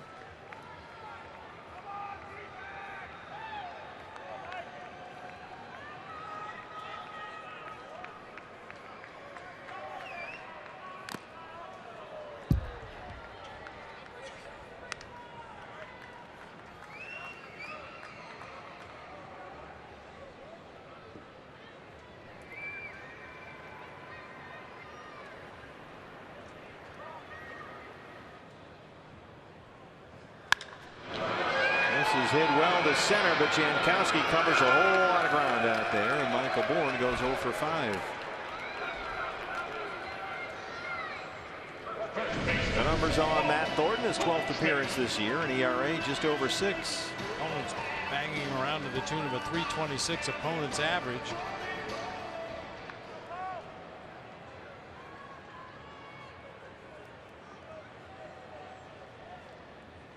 Goldie doubled and scored in the first. 1 for 4. Gave you an update on Reno. Anthony Banda pitched very well again for the Aces. That game is now a final. 3-2 Reno wins. Jimmy Sherfy, who's really had a good year in the minor leagues, closed. Faced 3 batters, struck them all out. He's a skinny little right-hander. We've seen him in spring training in the fall league. He's put up some very impressive numbers in AAA this year. In fact, he's pitched at 3 different levels. Visalia, Mobile, now with Reno. Jimmy Sherfy, 30 minor league games this year, 35 innings, 56 strikeouts. Yikes. How about this? Is this right? His ERA is 0.26 after tonight. Wow. Get him up here. Jimmy Sherfy. He's out of Oregon. Diamondback reliever. Full count 3-2.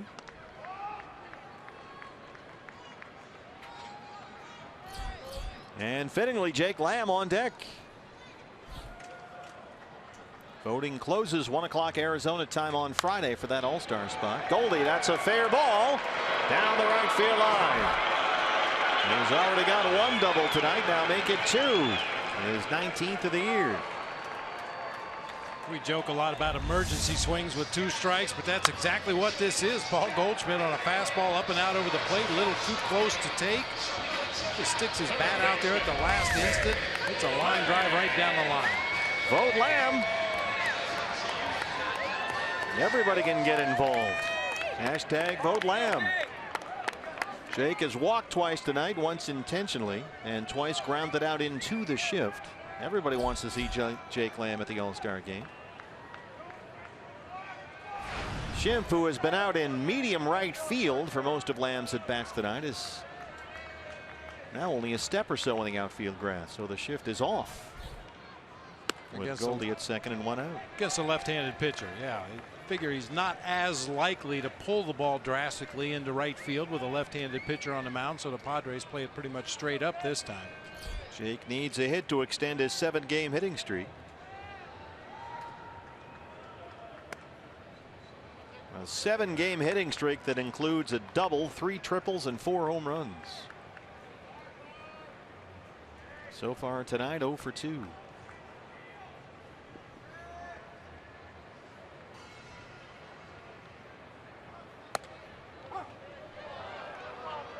Birds are scientifically dumb. Everybody knows that. That's what the ad said anyway.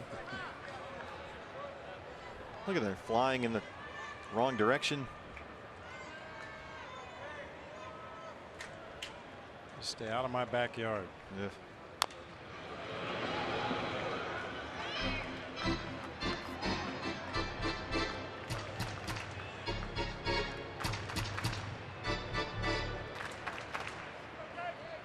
think the birds in San Francisco, where we're going next, are actually smart. They have a clock and a schedule.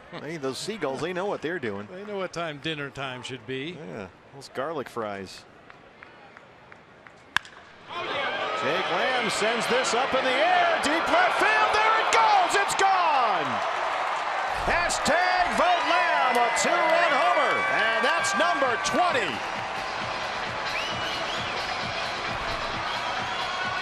Get him in the All-Star game. An 8-game hitting streak. He's homered 5 times during that streak.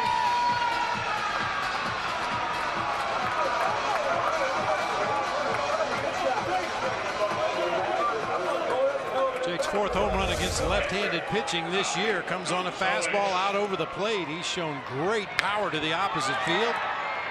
2-run bomb to straightaway left field this time. RBI 60 and 61. That's home run number 20 for Jake Lamb. And a jumbo jack from our friends at Jack in the Box. Tough, he goes a wish. Bangs one into left.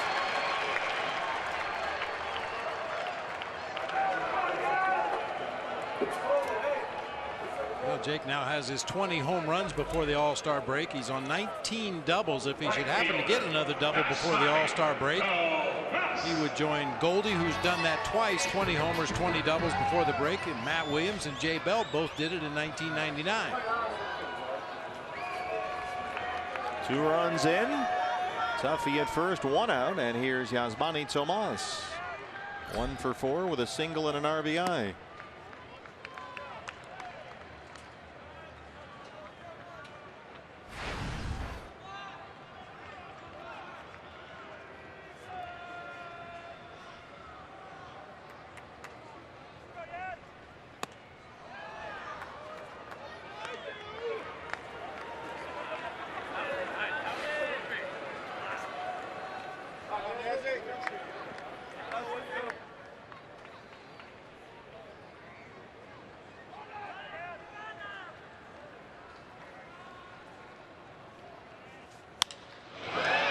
Center field, Travis Jankowski.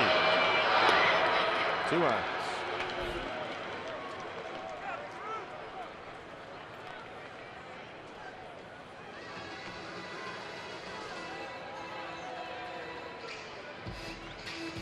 Another big night for Brandon Drury. That bat has come alive again. A home run and a double. The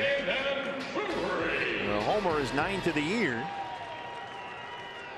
He's now doubled in 4 consecutive games.